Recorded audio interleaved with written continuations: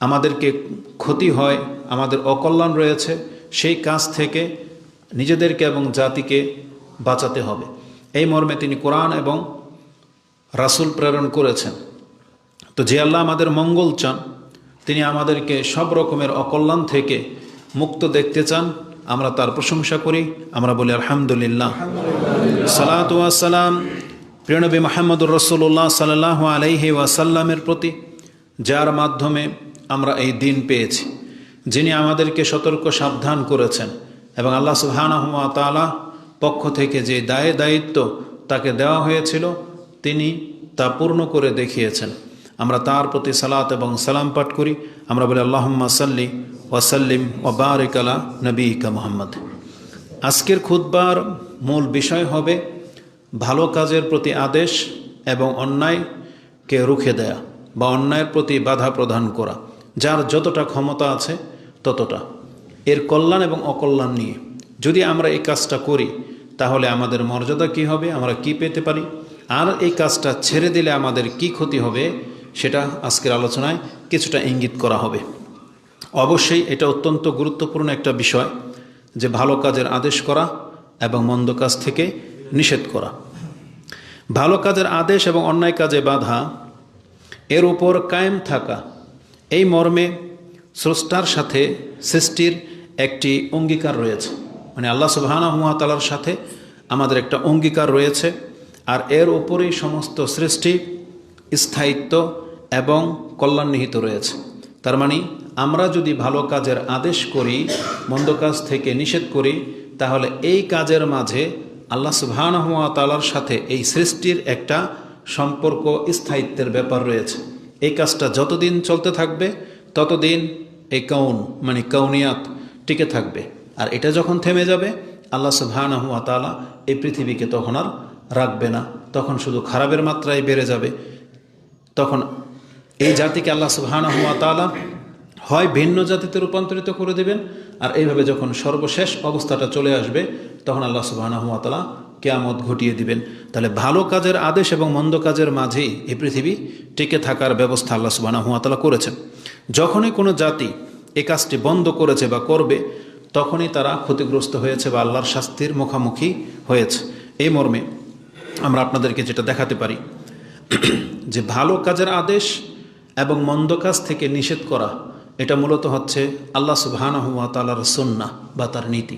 মানে এই কাজটা প্রথম আল্লাহ করেছেন। আল্লাহ পুরো পৃথিবীর মানুষকে তিনি ভালো কাজের আদেশ করেছেন এবং মন্দ কাজ থেকে নিষেধ করেছেন। যেমনটি কোরআনের বেশ কিছু আয়াত রয়েছে, তার মধ্যে একটি চমৎকার আয়াত আপনি পেয়ে যাবেন, যেটা সূরা নাহল 16 নম্বর সূরার 90 নম্বর আয়াতে রয়েছে। তাতে আল্লাহ সুবহানাহু ওয়া তাআলা বলেন, ইন্নাল্লাহা ইয়া'মুরু বিল আদলি ওয়াল ইহসান ওয়া ইতা'i যিল কুরবা ওয়া ইয়ানহা আনিল ফাহশা'i ওয়াল মুনকারি ওয়াল বাগি ইয়া'iযুকুম লাআল্লাকুম তাযাক্কারুন। এটা সূরা নাহল 16 নম্বর সূরার 90 নম্বর আয়াতে রয়েছে। যেই আয়াতটি মূলত ইমামগণ তাদের খুতবা সমাপ্ত ঘটিয়ে থাকেন এই আয়াত দিয়ে। আর এটা এমন একটা মুহকাম, এত চমৎকার একটি আয়াত, যাতে আল্লাহ সুবহানাহু ওয়া তাআলার আদেশ নিষেধ দুই রকমেরই কথা রয়েছে। এবং আল্লাহ সুবহানাহু ওয়া তাআলা আমাদেরকে যে আদেশগুলো করেন তার মধ্যে বিল আদল, ইনসাফ করতে আদেশ করেছেন, যে তোমরা সব কিছুর ক্ষেত্রে আদল করে চলবে, ইনসাফ করে চলবে। ওয়াল ইহসান, এবং উত্তম আচরণ, যা তার প্রাপ্য ওই রকমের উত্তম আচরণ তাকে করতে বলা হয়েছে। ওয়াল ইহসান ওয়া ইতা'i যিল কুরবা, এবং অত্যন্ত নিকট আত্মীয়দের সাথে সুসম্পর্কে বজায় রাখা এবং তাদের হক তাদেরকে দেয়া, এই মর্মে আমাদেরকে আদেশ করা হয়েছে। ঠিক তেমনি আল্লাহ সুবহানাহু ওয়া তাআলা আমাদেরকে কিছু বিষয় থেকে নিষেধ করেছেন। ওয়ায়ানহা আনিল ফাহশা'i ওয়াল মুনকার ওয়াল বাগি, তিনি আমাদেরকে 3টা জিনিস থেকে নিষেধ করেছেন। ফাহশা, নোংরামি থেকে; মুনকার, গর্হিত কাজ, যেগুলো মন্দ কাজ, পাপ কাজ; এবং আল বাগি, বিরুদ্ধাচারণ করা, বাগী হয়ে যাওয়া, স্বৈরাচার বা আল্লাহ সুবহানাহু ওয়া তাআলার এগেইনস্টে চলা, এই বিষয়গুলো থেকে আমাদেরকে নিষেধ করা হয়েছে। এবং আল্লাহ বলেছেন বাগী ইয়া'iযুকুম লাআল্লাকুম তাযাক্কারুন, আল্লাহ নিজে তোমাদেরকে এই উপদেশ দিচ্ছেন যাতে করে তোমরা উপদেশ গ্রহণ করতে পারো।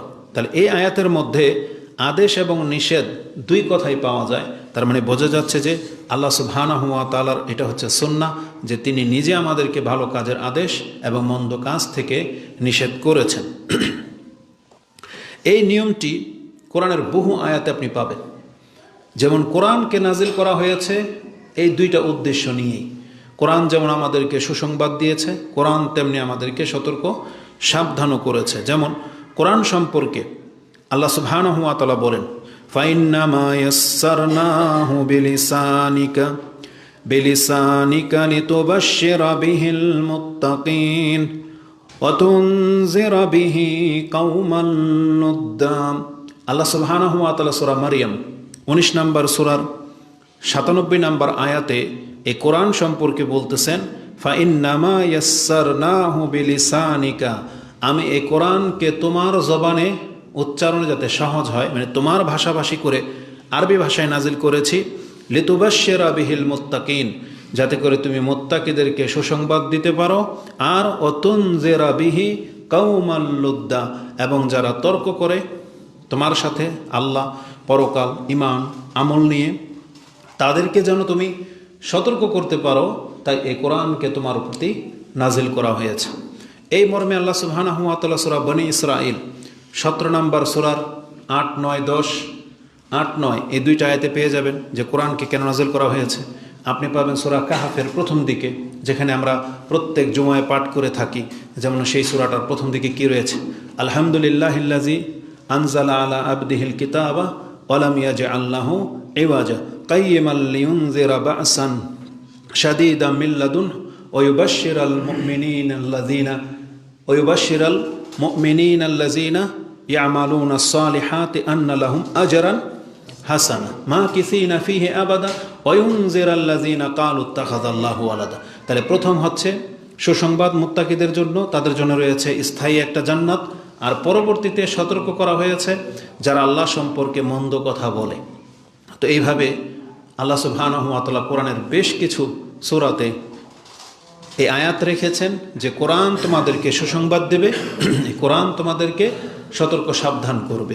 যেমন এই আয়াতটির মধ্যে সূরা মারইয়ামের 97 নম্বর আয়াতে আল্লাহ বলে দিয়েছেন যে কোরআন লিউবাশশিরা বিহিল মুত্তাকিন, এই কোরআন দিয়ে তুমি মুত্তাকিদেরকে সুসংবাদ দিবে, ওয়া তুনজিরা বিহি কওমান লুদ্দা, এবং যারা এই সম্পর্কে তর্ক করে তাদেরকে তুমি সতর্ক সাবধান করবে। তো এটা কোরআনের মধ্যে দুই রকমেরই উদ্দেশ্য নিয়ে নাজিল হয়েছে। তেমনি আল্লাহ সুবহানাহু ওয়া তাআলা আরেকটি আয়াতে বলতেছেন, কিতাবুন ফুসসিলাত আয়াতুহু কুরআনান আরাবিয়্যা, যেটা সূরা ফুসসিলাত হামিম সাজদার শুরুতেই আপনি পেয়ে যাবেন যে আল্লাহ বলেছেন কিতাবুন ফুসসিলাত আয়াতুহু, এটা এমন একটি কিতাব যার আয়াতগুলো বিশদ তফসিলের সাথে তোমার কাছে ব্যক্ত করা হচ্ছে, কুরআনান আরাবিয়ান, নিছক একটি কোরআন আরবি ভাষায় নাজিলকৃত একটি কিতাব। আরাবিয়ান লিকাউমি ইয়ালামুন, এটা হচ্ছে জানাশোনা সম্প্রদায়ের জন্য, যারা জ্ঞান রাখে তাদের জন্য। বাশীরা ওয়া নাযীরা, এটাকে আমি নাজিল করেছি সুসংবাদ দেওয়ার জন্য এবং সতর্ক করার জন্য, মানে ভালো কাজের আদেশ করা হবে এবং মন্দ কাজ থেকে নিষেধ করা হবে। নাযীরা ফাআরাদা আকসারুহুম ফাহুম লা ইয়াসমাউন, যদিও অধিকাংশ মানুষ এই কোরআনটা থেকে মুখ ফিরিয়ে নিয়েছে, আরাদা তারা পিঠ ফিরিয়ে নিয়েছে, ওহুম লা ইয়াসমাউন, যদিও তারা কোরআনের এই আদেশ নিষেধগুলো শোনে না। আল্লাহ বলছেন এটা অধিকাংশদের রেজাল্ট। তো আল্লাহ সুবহানাহু ওয়া তাআলা অধিকাংশদের মধ্য থেকে যাদেরকে এই কোরআনের প্রতি ঈমান আনার তৌফিক দিয়েছেন, তাহলে তাদের অন্তত উচিত এই কোরআনের আদেশ নিষেধগুলো মেনে চলা, এটা তাদের উচিত। না হয় এটাকে খুলে কেন দেন না, বারবার এটা লাগাতে কেন হয়, খুলে দেন, একবারে খুলে দেন। এখন তার এসি চলতেছে না, বারবার টানা কেন হয় এটা?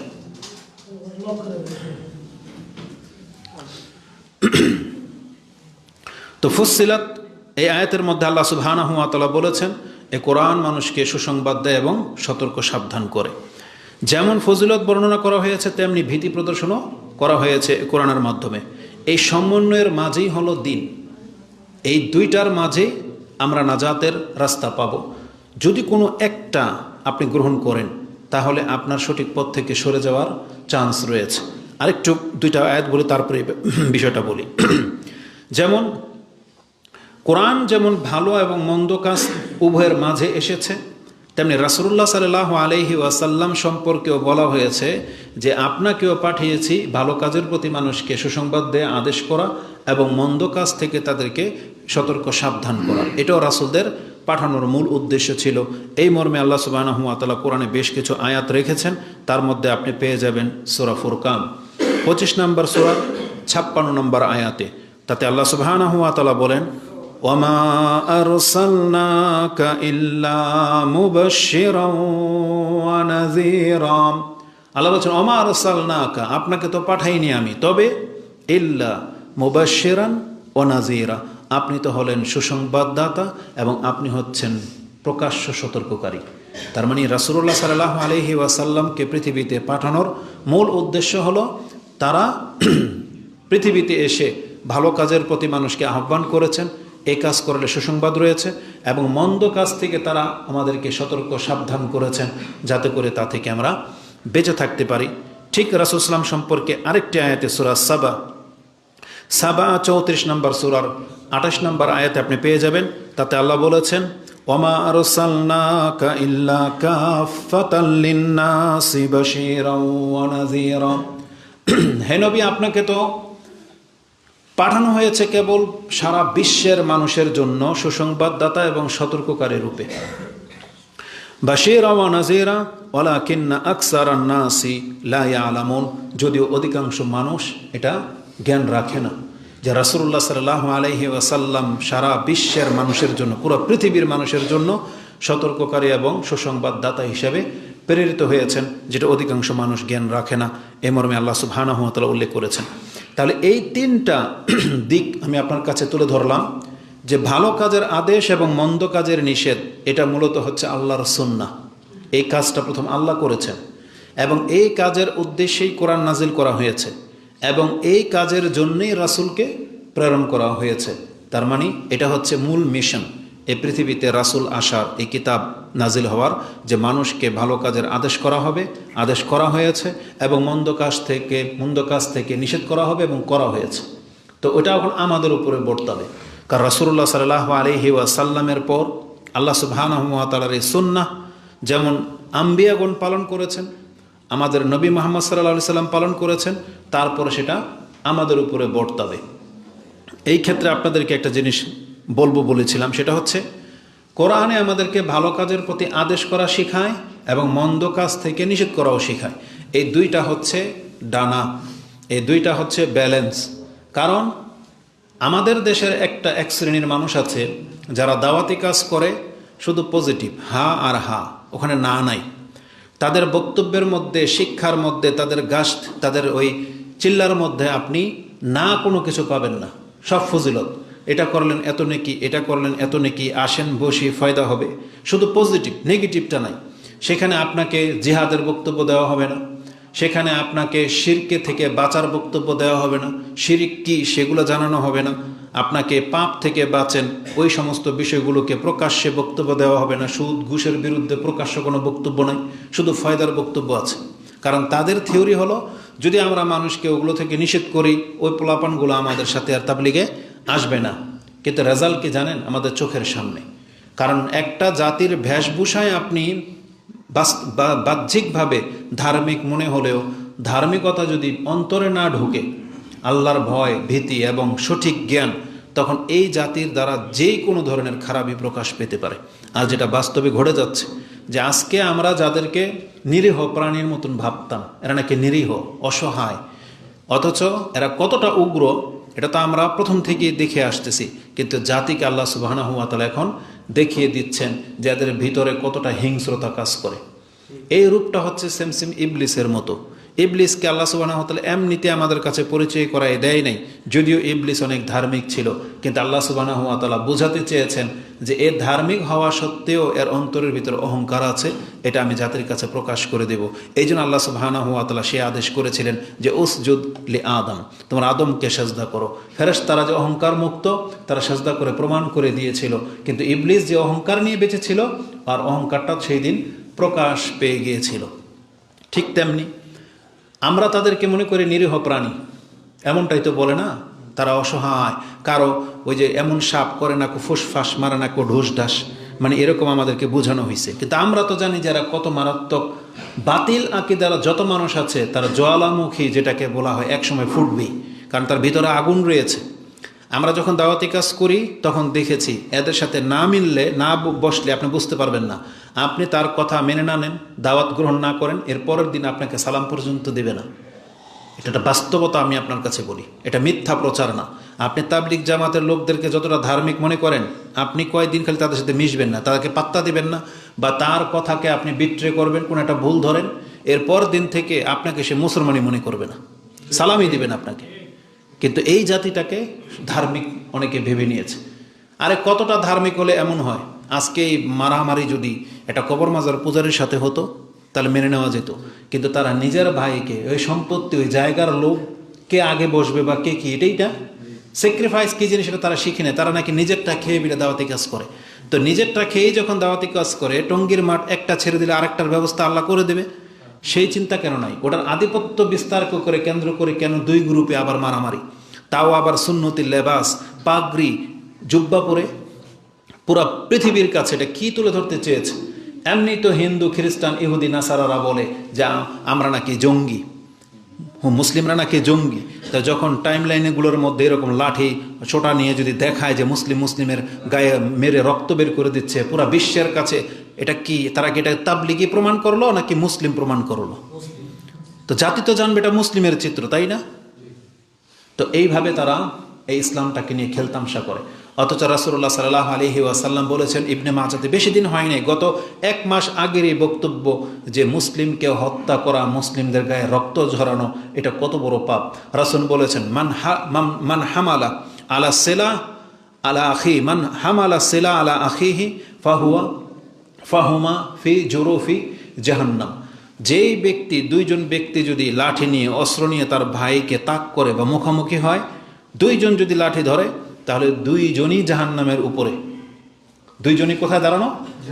জাহান্নামের উপরে। ফাইন কাতালা আহাদুহুমা, তাদের একজন যদি আরেকজনকে মেরে দেয়, দাখালা জামিয়ান। রাসূল বলেন যে একজন জাহান্নামে যাবে, বলছেন দুইজনই জাহান্নামে পড়ে যাবে। কি মনে করেন? তো অথচ স্পষ্ট রাসূল ইসলামের হাদিস যে মুসলিমের গায়ে আঘাত করা, এরাই না এভাবে বলে যে সিবাবুল মুসলিমি ফুসুকুন ওয়া কিতালুহু কুফর, মুসলিমকে গালি দেওয়া ফাসিকি বড় কাজ, আর হত্যা করা, আঘাত করা এটা কি? কুফর। অথচ এই শিক্ষা তাদেরকে দেওয়া হয়নি। তো সারা জীবন চিল্লা করে এটাই না শিখছে যে স্বার্থের মধ্যে আঘাত আসলে মুসলিমের মাথা ফাটাই দিতে হবে? এটাই কি শিখছে? তা আমরা আমাদের কোনো জাতিকে এই মেসেজ দিতে চাই না। আজকে তারা আমাদেরকে বলে যে আহলে হাদিসরা, সালাফিরা এরাই শতভাগে বিভক্ত, কিন্তু দেখাতে পারবেন কেউ কারো গায়ে হাত তুলছে? আমরা আল্লাহর কাছে আশ্রয় কামনা করি যে আল্লাহ আমাদের মধ্যে বিতর্ক যত তুঙ্গে উঠে যাক, আমার হাত থেকে যেন আমার মুসলিম ভাই নিরাপত্তা পেয়ে যায়। আল্লাহ, আমি আমার এই নোংরা হাত থেকে তোমার কাছে আশ্রয় চাচ্ছি।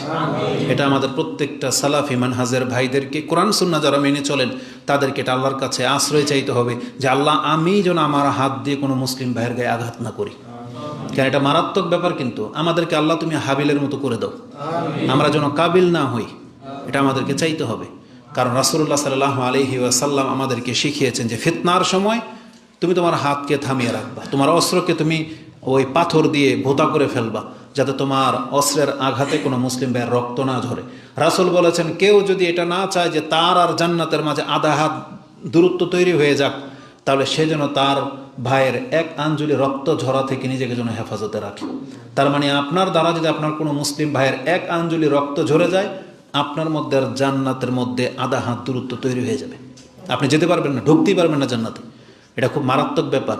বরং রাসূল বলেছেন, আলা, আমি তোমাদেরকে সতর্ক সাবধান করতেছি, লা তারজিউ বাদি দুল্লালান আও কুফফারান ইয়াদরিবু বাদাকুম রিকাবা বাদ, আমার পরে তোমরা আবার কুফরিতে বা গুমরাহির দিকে ফিরে যেও না। কেন? একজন আরেকজনকে আঘাত করে। তার মানে রাসূল আমাদেরকে ভাই ভাই করে পৃথিবীতে রেখে গিয়েছিলেন এবং বলেছিলেন যে মুসলিম একে অপরের ভাই, খবরদার কোনো অবস্থাতে কোনো মুসলিম যেন কোনো মুসলিমকে আঘাত না করে।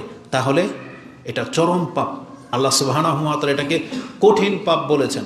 বরং রাসূল সাল্লাল্লাহু আলাইহি ওয়াসাল্লাম একজন মুসলিমের পাপ সম্পর্কে বলেছেন, যেটা ইমাম তিরমিজি এবং ইবনে মাজাতে রয়েছে, কিতাবুদ দিয়াতে আপনি তিরমিজিতে পেয়ে যাবেন। রাসূল বলেছেন, লাউ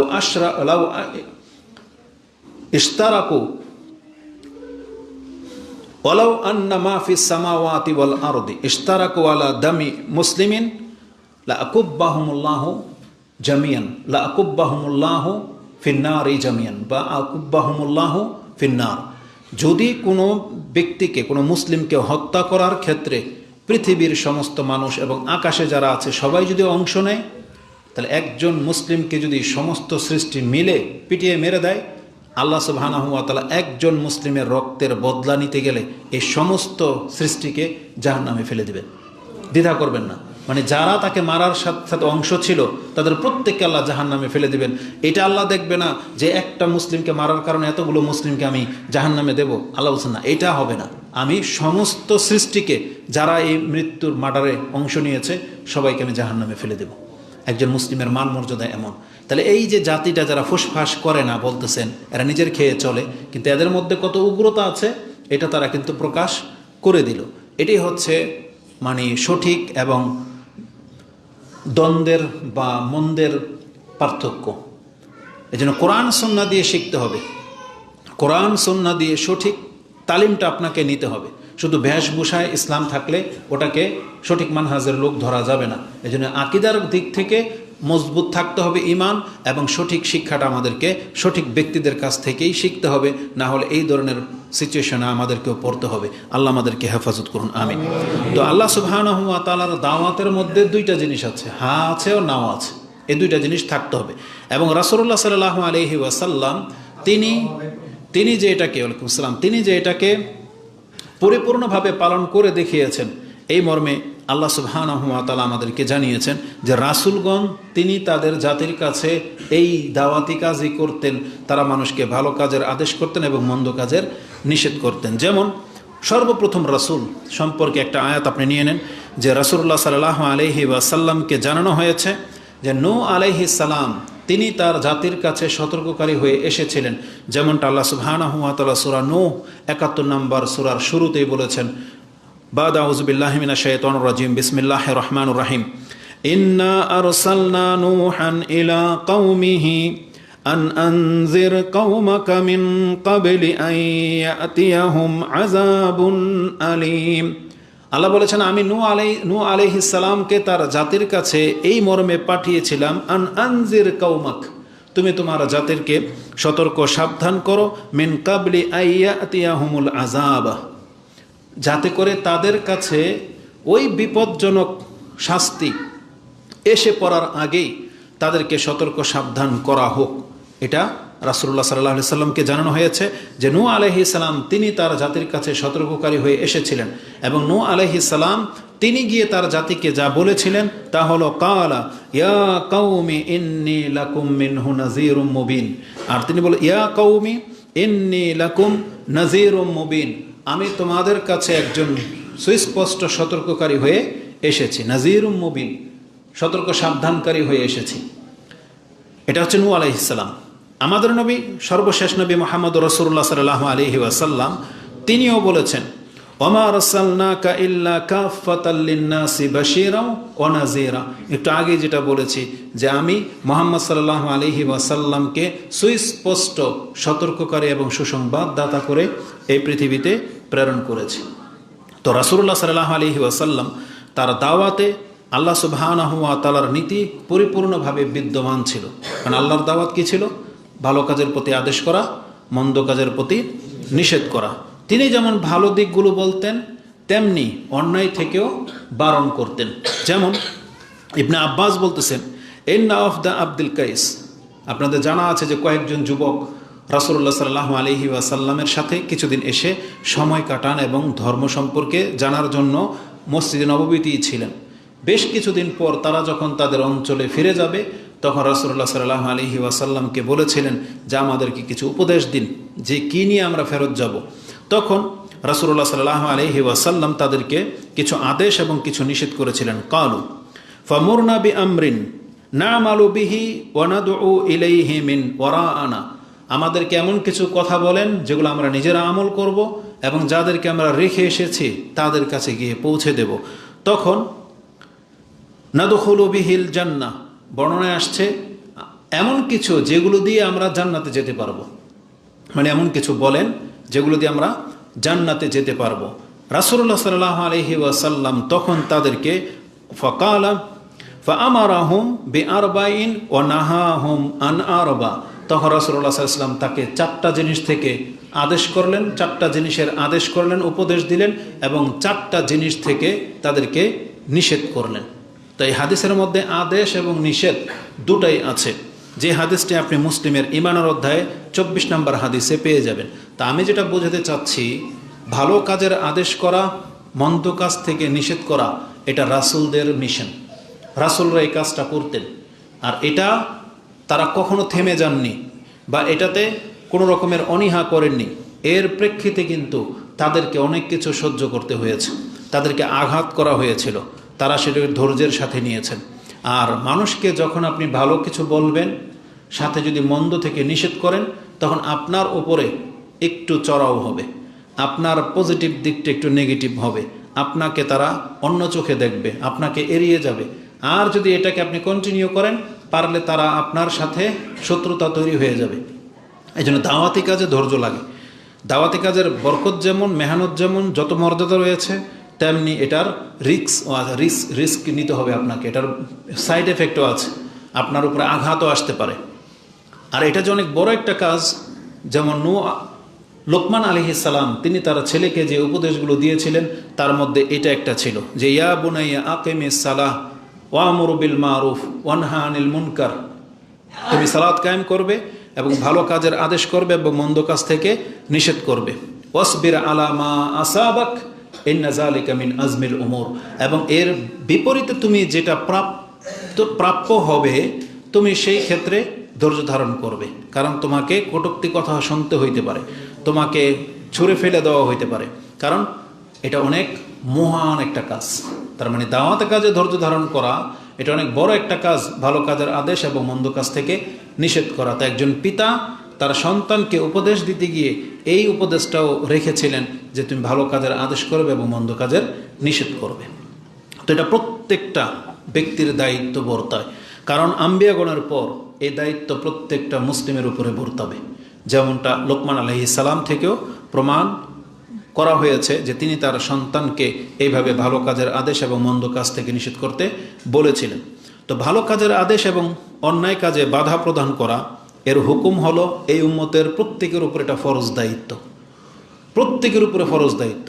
কতটুকু ফরজ? যতটা তার ক্ষমতায় কুলাবে, যার যতটা ক্ষমতা আছে। যেই ব্যক্তি হাত দিয়ে বাধা দিতে পারবে, তাহলে সে হাত প্রয়োগ করবে, তার ক্ষমতা আছে। যেই ব্যক্তি তারা জবান দিয়ে পারবে, তাহলে জবানকে খুলতে হবে, মুখ বন্ধ করে থাকতে পারবে না। আর যেই ব্যক্তির ক্ষমতা খাটবে না, তাহলে সে কোনো দিন ওই ব্যক্তিদের অন্তর্ভুক্ত হবে না, সেই ব্যক্তি থেকে ওখান থেকে সে সরে যাবে, প্রয়োজনে তার পরিবারকে নিয়ে হিজরত করবে, কিন্তু ওই পাপের জায়গায় সে স্থায়িত্ব করতে পারবে না। এটা হচ্ছে তার প্রতিবাদ। এজন্য যার যতটা দায়িত্ব আছে তাকে ততটা দায়িত্ব গ্রহণ করতে হবে। আর এই হুকুম বললাম, এটা আমাদের প্রত্যেকের উপরে ফরজ। এই মর্মে আমি একজন বিজ্ঞ আলেমের কথা আপনার কাছে উক্তি পেশ করি। ইমাম মুসলিম রাহিমাহুল্লাহ তিনি তার ইমানের অধ্যায় 20 নম্বর পর্বে উল্লেখ করেছেন। পর্বটাকে তিনি এভাবে সাজিয়েছেন, বাবুন বায়ানি কাউনিন নাহি আনিল মুনকার। এই অধ্যায়টা হলো অন্যায় কাজ থেকে বাধা প্রদান করা সম্পর্কে। এটা হচ্ছে মিনাল ইমান, এটা হচ্ছে ইমানের অন্তর্ভুক্ত। তার মানে একজন ব্যক্তি আপনি অন্যায় দেখলে বাধা দেবেন, এটা আপনার ইমান যে আছে এটা তার প্রমাণ, মিনাল ইমান। ওয়া আন্নাল ইমান ইয়াজিদু ওয়া ইয়ানকুস, আর জেনে নেন ইমান বাড়ে এবং কমে। তার মানে যেই সময় অন্যায় হচ্ছে ওই সময় যদি আপনি বাধা দিতে পারেন, তাহলে জেনে নিন ওই সময় আপনার ইমানটা বেড়ে গেছে। এটা ইমান বাড়া শক্তিশালী যাদের, তারাই এটা করতে পারে। ইয়াজিদু ওয়া ইয়ানকুস। ওয়া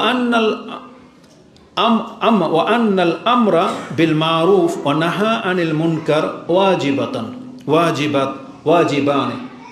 ভালো কাজের আদেশ করা এবং মন্দ কাজ থেকে নিষেধ করা, এই দুইটা হলো আমাদের উপরে ওয়াজিব।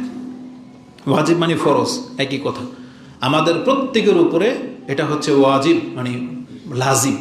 আমাদের প্রত্যেককে সেই কাজটা করতেই হবে, যেটা ইমাম মুসলিম রাহিমাহুল্লাহ তিনি তার ইমানের 20 নম্বর পর্বটাকে এইভাবে সাজিয়েছেন। তাহলে আমাদের সালাফদের থেকে পাওয়া এর হুকুম হলো ফরজ। এখন কার উপরে কতটা ফরজ এটা হাদিস ফিট করা হবে যে যার শক্তি যতটা কুলাবে। এই সম্পর্কে আল্লাহ সুবহানাহু ওয়া তাআলা কোরআনে আমাদেরকে জানিয়েছেন, কুনতুম খায়রা উম্মাহ উখরিজাত লিন-নাস, তোমরা হইলা শ্রেষ্ঠ জাতি, তোমাদেরকে পৃথিবীতে সবার শেষে কেন আনা হয়েছে? তা'মুরুনা বিল মারুফ ওয়া তানহাউনা আনিল মুনকার, এটা হলো তোমাদের প্রথম কাজ। তোমরা ভালো কাজের আদেশ করবে এবং মন্দ কাজ থেকে মানুষকে নিষেধ করবে। এটা হচ্ছে এই উম্মতে মুহাম্মাদের খুসুসিয়াত। খুসুসিয়াত মানে বৈশিষ্ট্য, মানে যে বৈশিষ্ট্যটা অন্য কারো মধ্যে পাওয়া যাবে না। তাদের মধ্যে শুধুমাত্র তাদের নবীরা এই বৈশিষ্ট্য পালন করত। নবীরাই শুধু মানুষকে ভালো কাজের আদেশ করত এবং মন্দ কাজ থেকে নিষেধ করত, কিন্তু তার জাতিরা সেই কাজের দায়িত্ব নিত না। কিন্তু আল্লাহ সুবহানাহু ওয়া তাআলা বলেছেন, বরং এটা তোমাদের উপরে আমি আল্লাহ দায়িত্ব দিয়ে দিয়েছি। এটা শুধু মুহাম্মাদের একার কাজ না, বরং মুহাম্মাদের উম্মাহ হিসাবে এই দায়িত্ব তোমাদেরকে সমানভাবে পালন করে যেতে হবে। যে ব্যক্তি নিজেকে উম্মতে মুহাম্মাদি দাবি করবে, তাহলে তার নবীর উপরে যে দায়িত্ব এসেছিল আল্লাহর পক্ষ থেকে, তার নবীর ইন্তেকালের পরে অনুপস্থিতিতে এই দায়িত্বটা প্রত্যেকটা মুসলিমের উপরে বর্তাবে। এটা শুধু সেই জাতির আলেমদের কাজ না, এটা শুধু ওই জাতির নেতাদের কাজ না, এটা ওই জাতির শুধু মাদ্রাসায় পড়ে তাদের কাজ না। যে নিজেকে মুসলিম বলে দাবি করবে, এই আদেশ এবং নিষেধের দায়িত্ব তাকে নিতে হবে। এটা আল্লাহ সুবহানাহু ওয়া তাআলা আমাদেরকে জানিয়েছেন যে কুনতুম খায়রা উম্মাহ। এখন আপনি যদি উম্মতে মুহাম্মাদের মধ্যে নিজেকে অন্তর্ভুক্ত মনে না করেন, তাহলে সেটা আপনার ব্যাপার। কিন্তু আপনি যদি নিজেকে উম্মতে মুহাম্মাদি দাবি করেন, তাহলে আল্লাহ বলেছেন কুনতুম খায়রা উম্মাহ, তোমরা হলো উত্তম জাতি। উম্মত একটা, খায়রা উম্মাহ মানে উত্তম উম্মত। তা যেহেতু কিয়ামত পর্যন্ত যত মুসলিম জন্মাবে তাদেরকে আল্লাহ উত্তম উম্মত বলেছেন, তাহলে সমষ্টিগতভাবে এখানে শুধু উম্মত বলতে আলেমদেরকে বোঝানো হয়নি। যেই ব্যক্তি নিজেকে মুসলিম দাবি করবে, যেই ব্যক্তি বলবে আমার নবী মুহাম্মদ সাল্লাল্লাহু আলাইহি সাল্লাম আমি তার উম্মত, তাহলে এটা আপনার উপরে সমানভাবে দায়িত্ব বর্তায়। যেই কাজটা আমরা করতেছি এই একই কাজ আপনাদেরকেও করতে হবে স্থান ভেদে। যেমন আপনি আপনার ঘর থেকে শুরু করেন, আপনার মহল্লা থেকে শুরু করেন, আমরা তো পুরো বাংলার জমিনে বিচরণ করে বেড়াই। তাহলে যার যতটুকু ক্ষমতা আছে তাকে তার জায়গা থেকে ততটা ভালো কাজের আদেশ এবং মন্দ কাজ থেকে নিষেধ করতে হবে। আজকে এই কাজ আমরা করি নাই বিধায় আজকে আমরা কতটা অধঃপতনের দিকে যাচ্ছি সেটা ইঙ্গিত করব। আগে কোরআনের আয়াতটা শেষ করে নিই। আল্লাহ সুবহানাহু ওয়া তাআলা সূরা আলে ইমরান 3 নম্বর সূরার 110 নম্বর আয়াতে বলেছেন, কুনতুম খায়রা উম্মাহ উখরিজাত লিন-নাস, তোমাদেরকে মানুষের কাছে বের করে আনা হয়েছে যাতে করে তোমাদের দায়িত্ব হলো তা'মুরুনা বিল মারুফ ওয়া তানহাউনা আনিল মুনকার। তোমাদের আসল কাজ হচ্ছে মানুষকে সতর্ক সাবধান করা এবং তাদেরকে ভালো কাজের দিকে নিয়ে আসা। ওয়া তু'মিনুনা বিল্লাহ, আর তোমরা আল্লাহর প্রতি ঈমান রাখবে। এটা হচ্ছে আমাদের দায়িত্ব। এই কাজগুলো যদি কোনো ব্যক্তি না করেন, তাহলে এই যে কুনতুম খায়রা উম্মাহ এই কথাটা কেটে যাবে। কারণ ভালো উম্মত হিসেবে পরিচয় পেতে গেলেই আপনাকে ভালো কাজের আদেশ এবং মন্দ কাজের নিষেধ করা ব্যক্তি হতে হবে। এই জন্য এই দায়িত্বটা সবার। যে দায়িত্ব আজকে আপনি মুখ ফিরিয়ে নিয়েছেন, এই দায়িত্বটা গুটি কয়েকজন ব্যক্তি মাত্র আদায় করতেছে, যার ফলে জাতি কিন্তু গুমরাহের দিকে যাচ্ছে। কিন্তু এই কাজটা যদি আমরা সবাই করতাম, তাহলে জেনে নেন যেই ব্যক্তি ভালো কাজের আদেশ করবে আর মন্দ কাজের নিষেধ করবে, তার মানে এটা প্রমাণ হয় সে নিজে ওই ভালো কাজ করে এবং সে নিজে ওই মন্দ কাজ থেকে বেঁচে আছে। মানে বাধ্য এটা। আমি যদি আপনাকে দাঁড়িয়ে রাখার কথা বলি আর আমি যদি দাঁড়িয়ে রাখা ছাড়াই মেম্বরে দাঁড়াইতাম, আপনারা কি করতেন? কথাকে ছুঁড়ে ফেলে দিতেন। আমি নিজেই যদি নেশাগ্রস্ত হই আর আপনাকে যদি আমি নেশা থেকে নিষেধ করি, আপনার কথা মানবেন? মানবেন না। তাহলে বোঝা যাচ্ছে যে যেই ব্যক্তি দাওয়াতি কাজ করবে, সমাজে ভালো কথা বলবে, ঘরে না, আপনি ধরেন ঘরে আপনি আপনার সন্তানকে নামাজের কথা বলতেছেন, বলবেন যে মিথ্যা বলবা না, কিন্তু ছেলে যখন যদি দেখে যে আমার বাবা নিজেই তো মিথ্যা বলে, তখন কোনো সাইড এফেক্ট হবে না। বাবা নিজেই যদি নামাজি না হয়, বাবা নিজেই যদি হারামখোর হয়, তাহলে ছেলেকে আপনি কোনো দিন উপদেশ দিয়ে সঠিক রাস্তায় আনতে পারবেন না। যেমন আমাদের সমাজের বেশ কিছু শিক্ষক অথচ লম্পট, শিক্ষক অথচ নেশাখোর, বেনামাজি। তাহলে এই শিক্ষক তার ছাত্রকে কোন মুখ নিয়ে বলবে যে নামাজ পড়ো? কোন মুখ নিয়ে বলবে যে তুমি নেশা করো না? কারণ সে নিজে শিক্ষক, এই কাজে জড়িত। এই জন্য তারা কি করে? আদেশ নিষেধ তো করেই না, বরং ওই কাজকে আরো সহজ করার জন্য তারা এর অনুষ্ঠান করে। যেমন নারী সংক্রান্ত বা পুরুষ মহিলার যে সম্পর্ক, এটা টিচারদের মধ্যেও আছে। তাই তারা বনভোজনের নামে, শিক্ষা সফরের নামে টিচার যায়, টিচার নিয়েও যায়, শিক্ষক শিক্ষিকা দুইজনেই যায়, ছাত্রছাত্রী সবাই যায়, এবং তারা সেখানে নাচ গানের ব্যবস্থা করে, বাসের মধ্যে ড্যান্স করে, বোঝেন, টিচারদের সামনে। এটা শিক্ষা সফর, এটা ভণ্ডামি সফর। তাহলে যে কোনো জায়গায় গেলে তারা মিউজিকের সাথে জড়িত। এখান দিয়ে শিক্ষক শিক্ষিকা পার্সোনাল, ওখান দিয়ে ছাত্রদেরকে ছেড়ে দেওয়া হয়েছে। বরং এই শিক্ষা সফরের নামে কিছু মেয়েরা আছে যাদের বাপ মা গার্জিয়ানরা গাইড করে রাখে, তাদেরকে শিক্ষা সফরের নামে অনুমতি নিয়ে শিক্ষকদের সাথে যেতে বাধ্য করা হয়। আর ওখানে গিয়ে সুযোগ করে দেয়, তখন ওই যে টিচারের সাথে যে লিঙ্ক আছে ছাত্রের, তখন ওর সাথে ইনভলভ করিয়ে দেওয়া হয়। এইভাবে নষ্টামিটাকে ছড়ানো হচ্ছে। কিন্তু আমরা যদি এই চরিত্রের না হইতাম, তাহলে কোনো দিন আমার চোখের সামনে এটা হবে, এটা কিন্তু আমরা মেনে নিতাম না। তাই এই জন্য ভালো কাজের আদেশ এবং মন্দ কাজের মধ্যে নিষেধ করা, এটাতে প্রথম সবচেয়ে বেশি ফয়দা নিজের এবং অন্যের। এই জাতির ফয়দা রয়েছে এই কাজে, যেটা আমরা ছেড়ে দিয়ে মারাত্মক ভুল করেছি, যার ফলে আজকে আমাদের পুরো সমাজটা এই পাপে সয়লাভ হয়ে যাচ্ছে।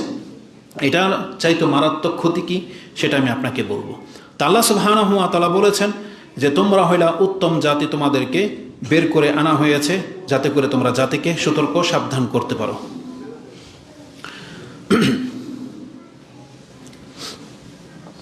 আমি কিন্তু এখানে খুতবা দিয়ে অনেকটা বিরক্ত বোধ করতেছি। এটা কি আহলে হাদিস মসজিদ? কে কে খুতবা দেয় এখানে? অনেকেই দিচ্ছে, তাই না? চরিত্রের কিছুই শিখেন নাই মনে হয়, মাফ করবেন আপনি নিতে না পারলে। কিছুই শিখেন নাই, ধর্মকর্ম সম্পর্কে বিন্দুমাত্র জ্ঞান শিখেন নাই। কি খুতবা দেয় ছাতা? এখন পর্যন্ত এটাই জানলেন না যে জুমার মসজিদের আদব কি জিনিস? এটাই জানলেন না? আমাদের তো লজ্জা হয় জাতির কাছে এটা প্রকাশ করতে, প্রমাণ করতে। আপনাকে কি এটা শিক্ষা দেওয়া হয় নাই? যখন খুতবা চলবে, সে তার ভাইকে যদি বলে চুপ, আপনি আপনার নেকি হারাবেন, এই শিক্ষাটা কি দেওয়া হয় নাই? এই যে এখন যে বোবার মতো বসে আছেন, এই কাজটা তো ঢোকার সাথে সাথে করতে হইতো। এটা তো খুতবা চলতেছে। খুতবা চলা অবস্থায় কেন এত ব্যস্ততা আপনাদের? কেন একটা আসবেন দেরি করে, আর সামনে আসতে হবে না, কি করতে হবে এটা বলবে ইমাম, মেম্বরে যিনি দাঁড়িয়ে আছেন সে বলবে। ওটা তো আপনাদের কাজ না। তারপরে এই শব্দ সেই শব্দ, কথা, জুমার খুতবা অবস্থায় আপনি কি মনে করেছেন? আপনি আমার কোনো ক্ষতি করেন নাই, আপনি নিজের ক্ষতি করেছেন। অথচ আল্লাহ আমাদেরকে ক্ষমা করার জন্যই কিন্তু জুমার সিস্টেমটা চালু করেছে। মাত্র 1 ঘন্টার ব্যাপার। এই 1 ঘন্টার মধ্যে কত নেকি! আপনি ঘর থেকে বের হয়ে আসছেন, 1 কদম 2 কদম করে আসছেন, এসে যদি চুপ থাকতেন, খুতবা মনোযোগ সহকারে শুনতেন, নামাজটা পড়ে নেওয়া মাত্রই আপনার প্রত্যেক 1 কদমে 1 বছরের সিয়াম, 1 বছরের তাহাজ্জুদের নেকি পেয়ে যেতেন। অথচ আপনি এই তুচ্ছ তাচ্ছিল্য কাজগুলো করে আপনি আপনার আজকে নেকি নিয়ে হারালেন। এমনটা কেন হয়? আল্লাহ আমাদেরকে হেদায়েত দান করুন, আমিন। এটা মোটেও কাম্য নয়। এই জন্য আমাদের প্রত্যেককে বলবো, ছোট থেকে বড় পর্যন্ত আদব শিক্ষার চেষ্টা করেন।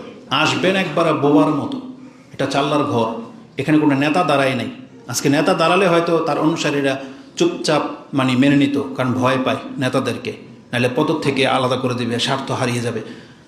আমরা তুচ্ছ নগণ্য হতে পারি। যখন এখানে দাঁড়িয়ে গেলাম কি জানেন? আমাদের মর্যাদাটা কোথায় গিয়ে দাঁড়িয়েছে? আপনাকে ধরে নিতে হবে এটা কার জায়গা ছিল? রাসূলুল্লাহ সাল্লাল্লাহু আলাইহি ওয়াসাল্লামের জায়গা ছিল। ওই রেসপেক্টটা আপনাকে দেখাতে হবে। সেটা আমার জায়গায় আপনি হন, একই মর্যাদা আপনার হবে। কারণ আল্লাহ সুবহানাহু ওয়া তাআলা ওটা শুধু রাসূলের জন্য রাখে নাই, বরং খুতবা যেই দেবে তার মর্যাদা এটা। তো এই সময় মসজিদে ঢুকলে আল্লাহ বলেছেন মসজিদে ঢুকবে আল্লাহর বান্দা হয়ে, এখানে কেউ লিডার হয়ে ঢুকবে না, আল্লাহর বান্দা হয়ে ঢুকবেন। তাহলে কি হবে? আপনার মর্যাদাটা তো আমরা বাড়াইতে পারবো না, কারণ আমরা কিছু দেওয়ার ক্ষমতা রাখি না। দিবে কে? আল্লাহ।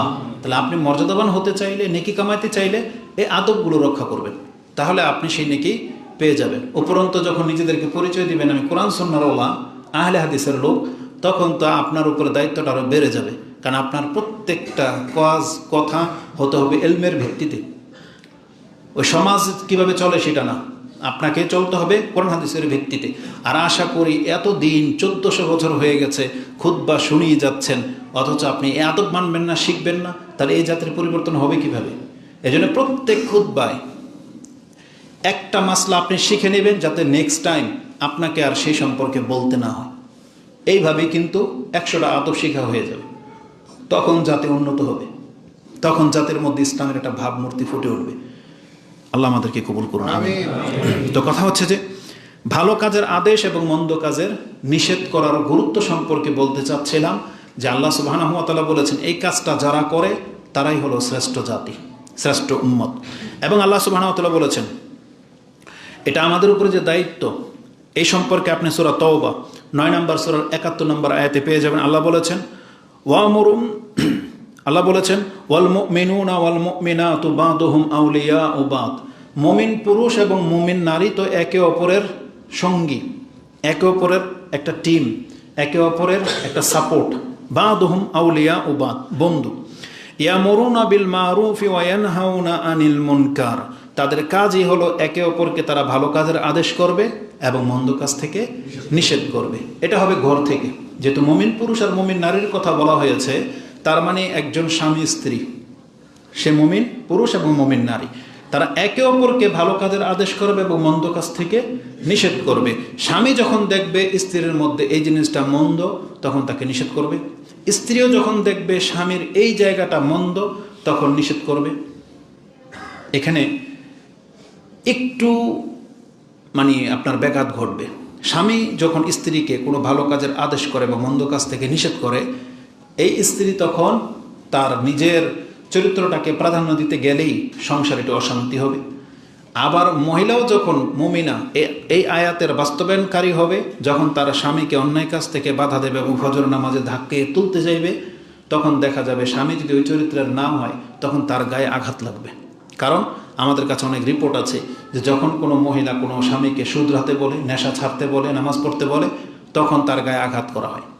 যে তোর থাকলে থাক, না থাকলে তুই যা, এমনও বলে। যে তোর ধর্ম তুই কর, আমাকে নাগালাবি না, এমনটাও ভাষাও বলে। তাহলে অবশ্যই ধৈর্য ধারণ করতে হবে আল্লাহর সন্তুষ্টির জন্য। তাই বলে যে আপনি সংসার টিকানোর জন্য বা আপনি মার খাবেন বিদায় বলবেন না, এমনটা না। বরং আপনি আপনার দায়িত্ব পালন করে যান। যখন সীমানা সমাপ্ত হয়ে যাবে, পিঠ দেয়ালে ঠেকে যাবে, এই ব্যক্তির সাথে সংসার করা আপনার জায়েজ হবে না। যখন কোনো পুরুষ দেখবেন যে আমি সব টাকা খরচ করতেছি, প্রবাসী যারা আছেন তারা এমনটা করে, তারা তাদের স্ত্রীদের জন্য অনেক টাকা খরচ করে পাঠায়, কিন্তু ওখান থেকে যখন ফোন করে বলে পর্দা করবে, নামাজ পড়বে, কিন্তু যখন দেখে যে না, তার কথাটাকে মানা হচ্ছে না, আপনাকে তখনই সিদ্ধান্ত নিতে হবে যে এর সাথে আমার সম্পর্কটা স্থায়ী করা যাবে না। আপনি আগে থেকে প্ল্যান করেন এবং ওয়ার্নিং দিয়ে দেন, এটা আমার লাস্ট কল বা এটা আমার লাস্ট উপদেশ। হয় তুমি নামাজ পড়বে, পর্দা করবে, না হলে তুমি তোমার রাস্তা দেখতে পারো, আমি তোমার সাথে সংসার করব না। এইভাবে ধমক দিবে, তারপরে খোঁজ খবর নেবে। তো এটা হচ্ছে আমাদের দায়িত্ব, করতেই হবে। কারণ আল্লাহ বলেছেন ইয়ামুরুনা বিল মারুফ ওয়া ইয়ানহাউনা আনিল মুনকার। তারা একে অপরকে ভালো কাজের আদেশ এবং মন্দ কাজের নিষেধ তাদেরকে করতে হবে। ওয়া ইউকিমুনাস সালাহ, কারণ তারা নামাজ কায়েম করবে। ওয়া ইউতুনাজ যাকাত ওয়া ইউতিউনা আল্লাহ ওয়া রাসূলাহ, এবং তারা আল্লাহ এবং তার রাসূলের ইত্তেবা করবে। এটা হচ্ছে মুমিনদের গুণ। ঠিক তেমনি এই আয়াতের আগে মুনাফিকদের কথা আছে, যে মুনাফিক একে অপরের বন্ধু। তারা মানুষকে ফাহিশ এবং অন্যায় কাজের আদেশ করে, উপদেশ দেয়। তারা কখনো মন্দ কাজের নিষেধ করবে না। ওটা হচ্ছে মুনাফিকদের চরিত্র, যেটা এই সূরা তাওবার মধ্যে রয়েছে। তো রাসূলুল্লাহ সাল্লাল্লাহু আলাইহি ওয়াসাল্লাম থেকে একটা হাদিস কোট করা হয়েছে। নোমান বিন বাশিরিন কালা কালা রাসূলুল্লাহ সাল্লাল্লাহু আলাইহি ওয়াসাল্লাম তারা আল মুমিনিনা ফি তারাহুমিহিম ওয়া তাওয়াদ্দিহিম ওয়া তাআতুফিহিম কামাসালিল জাসাদ ইযা ইশতাকা উযওয়ান তাদাআ লাহু সাইরা জাসাদিহি বিসসাহারি ওয়াল হুম্মা। রাসূলুল্লাহ সাল্লাল্লাহু আলাইহি ওয়াসাল্লাম সমস্ত মুসলিমকে একটা দেহের সাথে তুলনা করেছেন। আন্তরিকতার দিক থেকে, সাহায্য সহযোগিতার দিক থেকে, বিভিন্ন সাইড থেকে, যে যখন একজন ব্যক্তি বিপদে পড়ে তখন দেহের যেই অংশ আঘাতপ্রাপ্ত হয়, ওর কারণে যেমন পুরো শরীরের মধ্যে ব্যথা অনুভব হয়, জ্বর চলে আসে, এবং আপনি যখন ট্রিটমেন্ট করেন তখন কিন্তু শুধুমাত্র ওই যেই জায়গাতে আঘাত লেগেছে সেটা সুস্থ করার জন্যই করেন না, বরং পুরো বডি যেন সুস্থ হয়। জ্বর আসলে পুরো শরীরেই চলে আসে, তখন জ্বর কমানোর জন্য আপনি ঔষধ গ্রহণ করেন পুরো শরীরের জন্য। ঠিক আমাদের মধ্যে পুরো টিম যেহেতু আমাদের একটা দেহ, তাহলে আমাদের দেহের যেই জায়গাটাতে খারাপ হয়ে গেছে আমরা কিন্তু সেই জায়গাটাকে চিকিৎসাবিহীন ছেড়ে দিই না, ছেড়ে দিই। যে আমার আঙ্গুলই তো কাটছে, একটু থাক না, রক্ত পড়ুক না, আপনি কিন্তু এটা করেন না। তখন আপনার ওই জায়গাটার ক্ষতটাকে আপনি কিন্তু দূর করেন এবং ওই জায়গার আপনি ট্রিটমেন্ট নেন, তাতে আপনার পুরো দেহটা ভালো হয়ে যায়। ঠিক পাপের ক্ষেত্রেও আমাদের সমাজের কোনো একজন ব্যক্তি যদি পাপী হয়ে যায়, তাহলে তাকে এভাবে ছেড়ে দিতে চলবে না, এভাবে ছেড়ে দিতে হবে না, বরং ওই পাপীটাকে, এটা আপনার দেহের একটা অঙ্গ ভাবতে হবে, যেটা নষ্ট হয়ে যাচ্ছে এটাকে ঠিক করতে হবে। ক্যান্সার হয়ে গেলে তো কেটে ফেলে দিতে হবে। আর যদি সেটাকে ট্রিটমেন্ট নিয়ে ওষুধ লাগিয়ে মেসেজ করে যদি এটাকে ভালো করা যায়, তাহলে সেই কাজ করতে হবে। তাহলে এটা মুসলিম সমাজের বৈশিষ্ট্য হতে হবে যে আমি ওই ছেলেকে শুধরাবো, তাকে উপদেশ দিতে হবে, তাদেরকে বুঝাইতে হবে, নামাজের দিকে ডাকতে হবে। কিন্তু একটা সময় যখন দেখা যাবে যে না, এর মধ্যে ক্যান্সার পাওয়া গেছে, এ তো আর শুধরানের না, তখন ওর সম্পর্কে ওই পদক্ষেপ নিতে হবে যেটা রাসূলুল্লাহ সাল্লাল্লাহু আলাইহি সাল্লাম নিয়েছেন। কিন্তু আমরা এমনটা করি না। অন্যের সম্পর্কে তো আমরা ক্ষমতা রাখি না, বরং নিজের ঘরে নিজের সন্তান নামাজ পড়ে না, নিজের মেয়ে পর্দা করে না, নিজের বেনামাজি বউ, তারপরে আপনার কোনো মাথা ব্যথা নেই। এমনটা কেন হয়েছে? আজকে এমনটা হয়েছে বিদায় প্রত্যেকটা ঘরের চিত্র। তাহলে 10 ঘর থেকে 10টা ছেলে যখন বেনামাজি, 10টা ছেলে যখন নেশাগ্রস্ত, 10টা ছেলে যখন মহিলা পাপে জড়িত, 10টা ছেলে যখন জুয়ারি হয়ে গেছে, তখন ওই 10টাই এই পুরো সমাজটাকে বরবাদ করে দিচ্ছে। কিন্তু প্রত্যেকে যদি প্রত্যেকের ছেলে সম্পর্কে সঠিক গাইডলাইন নিত, প্রত্যেকে যদি সেই ভূমিকাটা পালন করত, তাহলে সমাজে 10টা নেশাখোর ছেলে জন্মাতো না, আর তাহলে সমাজটাও ভালো হয়ে যেত। তা রাসূলুল্লাহ সাল্লাল্লাহু আলাইহি সাল্লাম বলেছেন, যেমন দেহের কোনো একটা অঙ্গ যদি খারাপ হয়ে যায়, সেটাকে যখন আপনি ট্রিটমেন্ট করেন, ঔষধ নেন, তখন এটা সমাজের যে কোনো খারাপ মানুষের ক্ষেত্রে আপনাকে আমাকে সেটা প্রয়োগ করতে হবে। এটা হচ্ছে মুসলিমদের দায়িত্ব। তো রাসূলুল্লাহ সাল্লাল্লাহু আলাইহি ওয়াসাল্লাম থেকে মর্মে আরেকটা হাদিস নিয়ে নেন। আবু সাঈদিন সামিআতুন নবী সাল্লাল্লাহু আলাইহি ওয়াসাল্লাম ইয়াকুল মান রাআ মিনকুম মুনকারান, যেটা বলেছিলাম, যেটা আমাদের প্রত্যেক মুসলিমের দায়িত্ব। মান রাআ মিনকুম মুনকারান ফালিয়ুগাইয়িরুহু বিয়াদিহি, যেই ব্যক্তি কোনো অন্যায় কাজ হতে দেখবে, তখন সে যেন সেটা তার নিজের হাতে দমিয়ে দেয়। এখন এই কাজটা করবে কে? এই হাদিসটি ইমাম মুসলিম কোট করেছেন, 81 নম্বর অধ্যায়, ঈমানের অধ্যায় পেয়ে যাবেন। এটা করবে ওই ব্যক্তি যাকে যতটা ক্ষমতা দেওয়া হয়েছে, কারণ সবার ক্ষমতা এক না। যেমন বাবা ছেলের উপরে ক্ষমতাবান, তাহলে ছেলের শক্তি না অর্জন হওয়া পর্যন্ত, যতদিন পর্যন্ত সে কাঁচা বাঁশ এটাকে নোয়ানো যাবে, এই কাঁচা বাঁশকে পাকাপোক্ত হয়ে যাওয়ার আগেই এই দায়িত্ব পিতার, যে নিজের হাত দিয়ে ওকে গড়বে, ওর অন্যায়গুলোকে বাধা দেবে। কিন্তু একটা সময় যখন ছেলেই হয়ে যাবে শক্তিশালী আর বাবা হয়ে যাবে বৃদ্ধ, তখন তার উপর আর কোনো ক্ষমতা খাটবে না, তখন হাত না, তখন মুখ চলবে। ওকে শুধু উপদেশ দেওয়া হবে, ওকে নিষেধ সতর্ক সাবধান করা হবে। আর যদি ছেলে যদি আদবী হয়, তাহলে তার উপরে আঘাত করলেও বাবার কোনো ক্ষতি নাই, কারণ যেই ছেলে তার বাপ মাকে রেসপেক্ট করে, সম্মান করে, সেই ছেলে যত বড়ই হয়ে যাক না কেন, বাবা যত দুর্বলই হয়ে যাক না কেন, বাবার একটা থাপ্পড় তাকে সোজা করে দিতে সক্ষম। কিন্তু আজকে তো আমাদের আদব হারিয়ে গেছে, কারণ ওই ছোটো থেকেই তো আমরা ওদেরকে লালন পালন করি না। ছোট থেকে কোলের বাচ্চা যখন বেয়াদবি করে, বাবা খিলখিল করে হাসে, বলছে ছোট বাচ্চা। অথচ ওকে আপনি সেই প্রশ্রয় দিলেন কেন? যে কোনো একটা জিনিস আবদার করে বসে আছে, আর আপনি দিলেন না, আর আপনাকে মারতে আসে, আর আপনি আদর করে ওকে কোলে নিয়ে জড়াই ধরেন, ওকে তখনই একটা এমন দিতে হইতো যে জন্মের শিক্ষা ওর হয়ে যায়। ওর এত বড় হিম্মত থাকবে কিভাবে? এটা কিসের আদর যে ওর এটা লাগবেই, তাই বলে গ্লাস ভেঙে ফেলবে, আর মাকে গিয়ে মারতে যাবে, টিন ছিদ্র করে ফেলবে, সুকেস ভেঙে ফেলবে। ওকে ধরে তখনই তো একবারে একটা কষাই দিতে হবে, তাইলেও সোজা হয়ে যাবে জীবনকালের জন্য। এত আদর কেন আপনার? আপনার এই আদর ওকে একদিন সন্ত্রাস বানাবে। আপনার এই আদর ওকে উশৃঙ্খল করতেছে, যে ছোট বাচ্চা কিছুই বোঝে না, মানে কি? তো এই জন্য শিক্ষাটা ছোট থেকেই হইতে হবে, তাইলে ওর এই দুষ্টামির চিন্তার মাথার মধ্যে থাকবে না। তো আল্লাহ সুবহানাহু ওয়া তাআলা আমাদেরকে এই কাজ করার তৌফিক দান করুন। তো যাকে যতটা ক্ষমতা দেওয়া হয়েছে তাকে ততটা প্রয়োগ করতে হবে, এই দায়িত্ব পুরোপুরি বর্তাবে এবং তাকে সেই দায়িত্ব পালন করতেই হবে। যেমন রাসূলুল্লাহ সাল্লাল্লাহু আলাইহি সাল্লাম বলেছেন, আল্লাযীনা ইম্মাক্কান্নাহুম ফিল আরদ, কোরআনে আল্লাহ সুবহানাহু ওয়া তাআলা আমাদেরকে বলেছেন, আল্লাযীনা ইম্মাক্কান্নাহুম ফিল আরদি আকামুস সালাতা ওয়া আতাউয যাকাতা ওয়া আমারু বিল মারুফি ওয়া নাহাউ আনিল মুনকার ওয়ালিল্লাহি আকিবাতুল উমুর।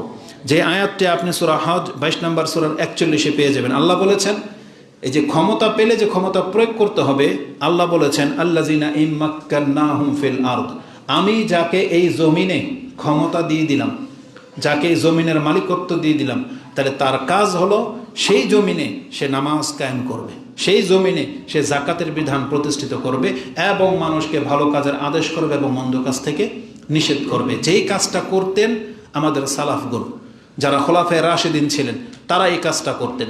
তারা ক্ষমতায় থাকা অবস্থায় তারা দেশের মধ্যে নামাজ প্রতিষ্ঠা করেছেন, তারা যাকাত গ্রহণ করেছেন, তারা মানুষকে ভালো কাজের আদেশ করতেন এবং মন্দ কাজ থেকে খুব কঠিনভাবে নিষেধ করতেন, যেটা আপনি পরিপূর্ণ পেয়ে যাবেন আবু বকর, ওমর, ওসমান, আলী রাদিয়াল্লাহু তাআলা আনহুম আজমাইন তাদের খেলাফত কাল থেকে পরিপূর্ণ পাবেন।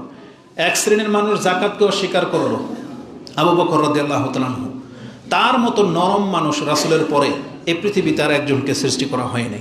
সে আবু বকর রাদিয়াল্লাহু তাআলা যখন দেখলেন যে ইসলামের ব্যাপার তারা যাকাত অস্বীকার করতেছে, মানে ইসলামের একটা রোকনকে অস্বীকার করতেছে, সে আবু বকর রাদিয়াল্লাহু তাআলা সিংহের চাইতেও বেশি পাওয়ারফুল দেখালেন, সিংহের চাইতেও বেশি তিনি গর্জন করে উঠলেন এবং সবচেয়ে বেশি শক্তিধর তখন তিনি বললেন, যেই ব্যক্তি আবু বকরকে যাকাত দিতে অস্বীকার করবে, যেটা রাসূলকে দেওয়া হতো, এমনকি যদি গরু দেয়, উট দেয় আর রশিটা যদি খুলে রেখে দেয়, আমি আবু বকর তার বিরুদ্ধে জিহাদের ঘোষণা করতেছি।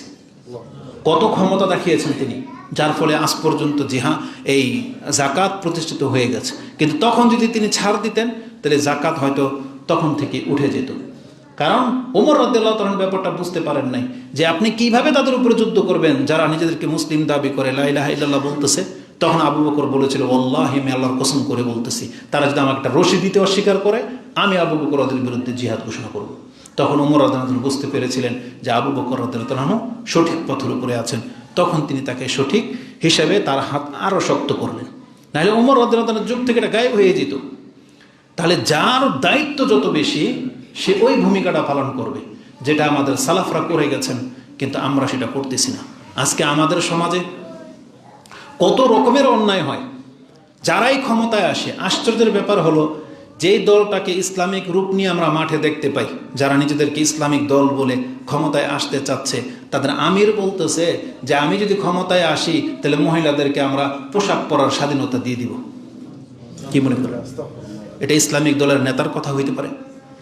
এই ভোট পাওয়ার জন্য কত নোংরা চিন্তা, যে সে বলতেছে আমরা ক্ষমতায় আসলে আমরা মহিলাদেরকে স্বাধীন করে দিব, পোশাকের ব্যাপারে আমাদের কোনো হস্তক্ষেপ থাকবে না। লা হাওলা ওয়ালা কুওয়াতা ইল্লা বিল্লাহ।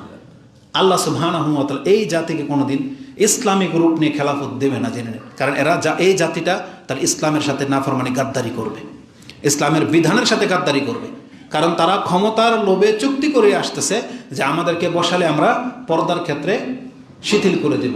তারা নিজেরা গিয়ে মন্দির পাহারা দেয়, মন্দিরে গিয়ে সাপোর্ট করে এবং বলে তাদের হিন্দু সংগঠনও আছে, হিন্দু কর্মীও আছে তাদের।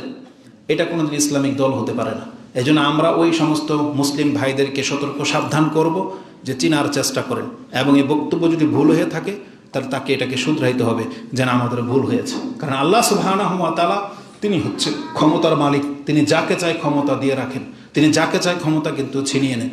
তো ইসলামের পক্ষে হয়ে কাজ করতে হবে, আমি ক্ষমতা পাই বা না পাই। যেমন আমাদের সালাফি আলেমরা করে যাচ্ছেন, তারা ক্ষমতার ধারে না, তারা ক্ষমতার লোভীও না, তারা আল্লাহর পক্ষ থেকে দাওয়াতি কাজের দায়িত্ব পেয়েছেন, তাই তারা শিরক এবং কুফুরির বিদাতের বিরুদ্ধে তারা সোচ্চার কঠোর ভূমিকা পালন করে যাচ্ছেন। আল্লাহ যদি এহসান করে কোনোদিন তাদেরকে ক্ষমতা দেয়, তারা ক্ষমতা পেয়ে যাবে, আর নাহলে ক্ষমতার জন্য তারা কোনোদিন এত বাড়াবাড়ি করবে না। এটা আমাদের মূল টার্গেট না। কারণ আমাদেরকে জানানো হয়েছে আমরা যদি আমাদের শ্রোতাদেরকে নিয়ে শিরিক বিদাত থেকে মুক্ত থাকতে পারি, এটাই হলো আমাদের দিন কায়েম করা। আমরা যদি আমাদের সন্তানদেরকে নামাজি বানাতে পারি, তাহলে এটা হচ্ছে আমাদের দ্বারা দিন কায়েম করা। এজন্য আমরা মনে করি আমাদের অনুসারী কোনো ব্যক্তি নিজেকে কোরআন সুন্নাহর দাবি করবেন, আপনি বেনামাজি হবেন, এটা কোনোদিন হইতে পারে না, কোনোদিন হইতে পারে না। আপনাকে ইসলাম পরিপূর্ণভাবে পালন করতে হবে, ক্ষমতায় আপনি যেতে পারেন বা না পারেন। যেই দিন ক্ষমতা পাবেন সেই দিন আপনি ইসলাম পালন করবেন, এটা আপনার একটা ডাহা মিথ্যা কথা, এটা আপনার একটা ডাহা ধোকাবাজি, আপনি জেনে নেন। কারণ ওই সময় আপনি নাও পেতে পারেন, কিন্তু আজকের দিন তো আপনি বেঁচে আছেন, তাহলে আজকের দিনটা কায়েম করেন। কিভাবে কায়েম করবেন? আজকে আপনার উপরে যতটা ফরজ ততটা পুরা করেন, এটা হলো আপনার দিন কায়েম করা। আপনার ঘরে সেটা প্রয়োগ করেন, আমার ঘর কায়েম হয়ে যাবে, তাই না? এভাবে সমাজ প্রতিষ্ঠা হয়ে যাবে। সমাজ প্রতিষ্ঠা হয়ে গেলে আমরা প্রত্যেক সমাজ থেকে যখন এটা করে দেখাইতে পারবো, তখন আমরা দাবি করতে পারি ইনশাআল্লাহ ক্ষমতা অটোমেটিকলি আমাদের হাতে চলে আসবে। কিন্তু ক্ষমতার জন্য আপনি যতই বড়াই করেন না কেন, পারাপারি করেন না কেন, এই জাতি কোনোদিন সেটা গ্রহণ করবে না, কারণ তারা ধর্মই বোঝে নাই। আগে তাদের কাছে ধর্ম বোঝান, যেটা রাসূলুল্লাহ সাল্লাল্লাহু আলাইহি ওয়াসাল্লাম করেছিল। যে ৩১৩ জনকে রাসূল সাল্লাল্লাহু আলাইহি ওয়াসাল্লাম নিজে হাতে গড়েছিলেন, যারা ঈমান আমলে মজবুত হয়ে গেছেন, তখনই কিন্তু তিনি মাঠে নেমেছিলেন। ওই টিম লাগবে যারা দিন কায়েম করবে, ওই টিম লাগবে। কিন্তু আমাদের কাছে ওই টিমই নেই। আমরা যতই দাওয়াত দিচ্ছি, এটা কোনো ব্রক্ষেপই করে না যুবকরা, তারা ফিরে আসতেছে না তওবা করে। তো গুটি কয়েকটা মানুষ যখন ফিরে আসতেছে, আমরা আশাবাদী ইনশাআল্লাহ, হয়তো অদূর ভবিষ্যতে বাংলাদেশে দিন কায়েম হবে ইনশাআল্লাহ, ইনশাআল্লাহ। তো আল্লাহ সুবহানাহু ওয়া তাআলা বলেছেন, আর সেই দিন, যেই দিন আমি আর আপনি ক্ষমতা পেয়ে যাব, তা আল্লাহ যেহেতু বলেছেন ইম্মাক্কান্নাহুম ফিল আরদি আকামুস সালাহ, তাহলে আমরা প্রত্যেকেই তো গার্জিয়ান। অন্যের না পারি, নিজের সন্তানকে তো পারবো, নিজের স্ত্রীকে তো পারবো। তাহলে আকামুস সালাহ, আপনি নামাজটা কায়েম করেন, নিজে নামাজি হন, নিজের স্ত্রীকে পড়তে বাধ্য করেন, নিজের সন্তানকে নিয়ে নামাজে দাঁড়ান। তাহলে আপনাকে এটা করতে হবে। পর্দার বিধান ঘরে কায়েম করেন। আপনি আল্লাহর কাছে বলতে পারবেন যে আল্লাহ, আমি আমার সমাজকে পারি নাই, কিন্তু আমি আমার নিজেকে, আমার ঘরকে আমি করে দেখিয়েছি। এটাই যথেষ্ট ইনশাআল্লাহ নাজাতের জন্য। আল্লাহ আমাদেরকে বোঝার তৌফিক দান করুন। তাহলে এই দায়িত্ব সম্পর্কে, এটা যেমন আমাদের প্রত্যেকের দায়িত্ব, জেনে নেন এই দায়িত্ব সম্পর্কে কিন্তু সবাইকে জিজ্ঞেস করা হবে। রাষ্ট্রের নায়ককে রাষ্ট্রের দায়িত্ব সম্পর্কে জিজ্ঞেস করা হবে, ঘরের কর্তা হিসেবে আমাদের প্রত্যেককে জিজ্ঞেস করা হবে, মা বোনদেরকে ঘরের একজন দায়িত্বশীল হিসেবে তাদেরকেও জিজ্ঞাসা করা হবে। এই জন্য আল্লাহ কিন্তু সবাইকে দায়িত্ব ভাগ করে দিয়েছেন। যদি রাষ্ট্র দখল করাই সবচেয়ে বড় দায়িত্ব হতো, তাহলে আমাদেরকে আমভাবে বলা হতো, তোমাদের রাষ্ট্র কায়েম হলো না কেন, আমি সবাইকে জিজ্ঞেস করব। এটা কিন্তু আল্লাহ কোরআনে কোথাও বলে নাই। বরং আল্লাহ বলেছেন, যাকে যতটা দায়িত্ব দেওয়া হবে তাকে ততটা দায়িত্ব সম্পর্কে জিজ্ঞাসা করা হবে। এই মর্মে স্পষ্ট হাদিস রয়েছে বুখারী এবং মুসলিমে। মুসলিমে হাদিসটি আপনি 4618, বুখারীতে হাদিসটি আপনি 2409 এবং 7038 পেয়ে যাবেন। দুই জায়গায় ইমাম বুখারী কোট করেছেন যে ইবনে ওমর ইয়াকুলু সামিআতু রাসূলুল্লাহি সাল্লাল্লাহু আলাইহি ওয়াসাল্লাম ইয়াকুল আলা কুল্লুকুম রাইন ওয়া কুল্লুকুম মাসউলুন আন রাইয়াতিহি। তোমরা প্রত্যেকেই দায়িত্বশীল, আর প্রত্যেককে তাদের এই দায়িত্ব সম্পর্কে জিজ্ঞাসা করা হবে। এক আমভাবে রাসূলুল্লাহ সাল্লাল্লাহু আলাইহি ওয়াসাল্লাম বলে দিয়েছেন। তারপরে ভেঙে ভেঙে রাসূল বলেছেন ফাআল আমিরু, এমন ইমামকে বলা উদ্দেশ্য করা বলা হয়েছে আল আমিরুল্লাযী আলান নাসি রাইন। একজন ইমাম, সে তার মানুষের দায়িত্বশীল, তার রাষ্ট্রের নাগরিকের দায়িত্বশীল। তারপরে বলা হয়েছে ওহুয়া মাসউলুন আন রাইয়াতিহি, এবং তাকে এই দায়িত্ব সম্পর্কে জিজ্ঞাসা করা হবে। এই যে হাদিসটি কিছুদিন আগে আমরা দেখেছি, বাংলার জমিনে যারাই নেতা হয়েছে, প্রধানমন্ত্রী হয়েছে, তাদেরকে দেখেছি স্টেডিয়ামে বসে খেলা দেখে, স্টেডিয়ামে বসে ক্রিকেট খেলা দেখে। এ বোঝে যে দায়িত্ব কি জিনিস? বোঝে না। তাহলে কিয়ামতের মাঠে চরমভাবে ভেসে যাবে যে যাদের দায়িত্ব তাকে দেওয়া হয়েছিল, সে তাদের সম্পর্কে কি করেছে। আজকে বাংলার জমিনে যারাই ক্ষমতায় আসে, তারা শুধু ওই কার উদাহরণ দেব, শুধু ঢাকা কেন্দ্রিক, মানে কুয়ার ব্যাংক, মানে ব্যাংক যে কুয়াতে থাকে সে কুয়া নিয়ে টেনশন করে। আমাদের নেতাগুলো হচ্ছে সব সেই চরিত্রের। পুরো বাংলাদেশটা এতটুকু একটা দেশ, তার মধ্যে আজও পর্যন্ত যেই ফ্যাসিলিটি ঢাকাওয়ালারা পাচ্ছে, আপনার ব্রাহ্মণবাড়িয়া, কুমিল্লার লোকেরা সেই ফ্যাসিলিটি পাচ্ছেন না। আপনার কুমিল্লার শহরের লোকেরা যেই ফ্যাসিলিটি পাচ্ছে, আপনার তিতাস অঞ্চলের লোকেরা সেই ফ্যাসিলিটি পাচ্ছেন না। অথচ আপনাদের সরকার সে, তাই না? ঢাকার সরকার যে, আপনাদের সরকার কে? সে। তাহলে যেই জায়গায় বসুন্ধরা গ্রুপের মতো বড় বড় ওই বনানিয়ার গুলশানের মতো এরিয়াতে তারা যেই জীবনযাপন করতেছে, রাস্তাঘাট, লাইটিং, গ্যাস, সব কিছু, এটা সমানভাবে আপনি পাওয়ার অধিকার রাখেন, দিচ্ছে না। এটা রেজাল্ট বুঝবে কিয়ামতের মাঠে। লাক্সারি কার দিয়ে ঘোড়া কাকে বলে, ভ্রমণ করা, এটা আল্লাহ শিখাই ফেলবে কিয়ামতের মাঠে।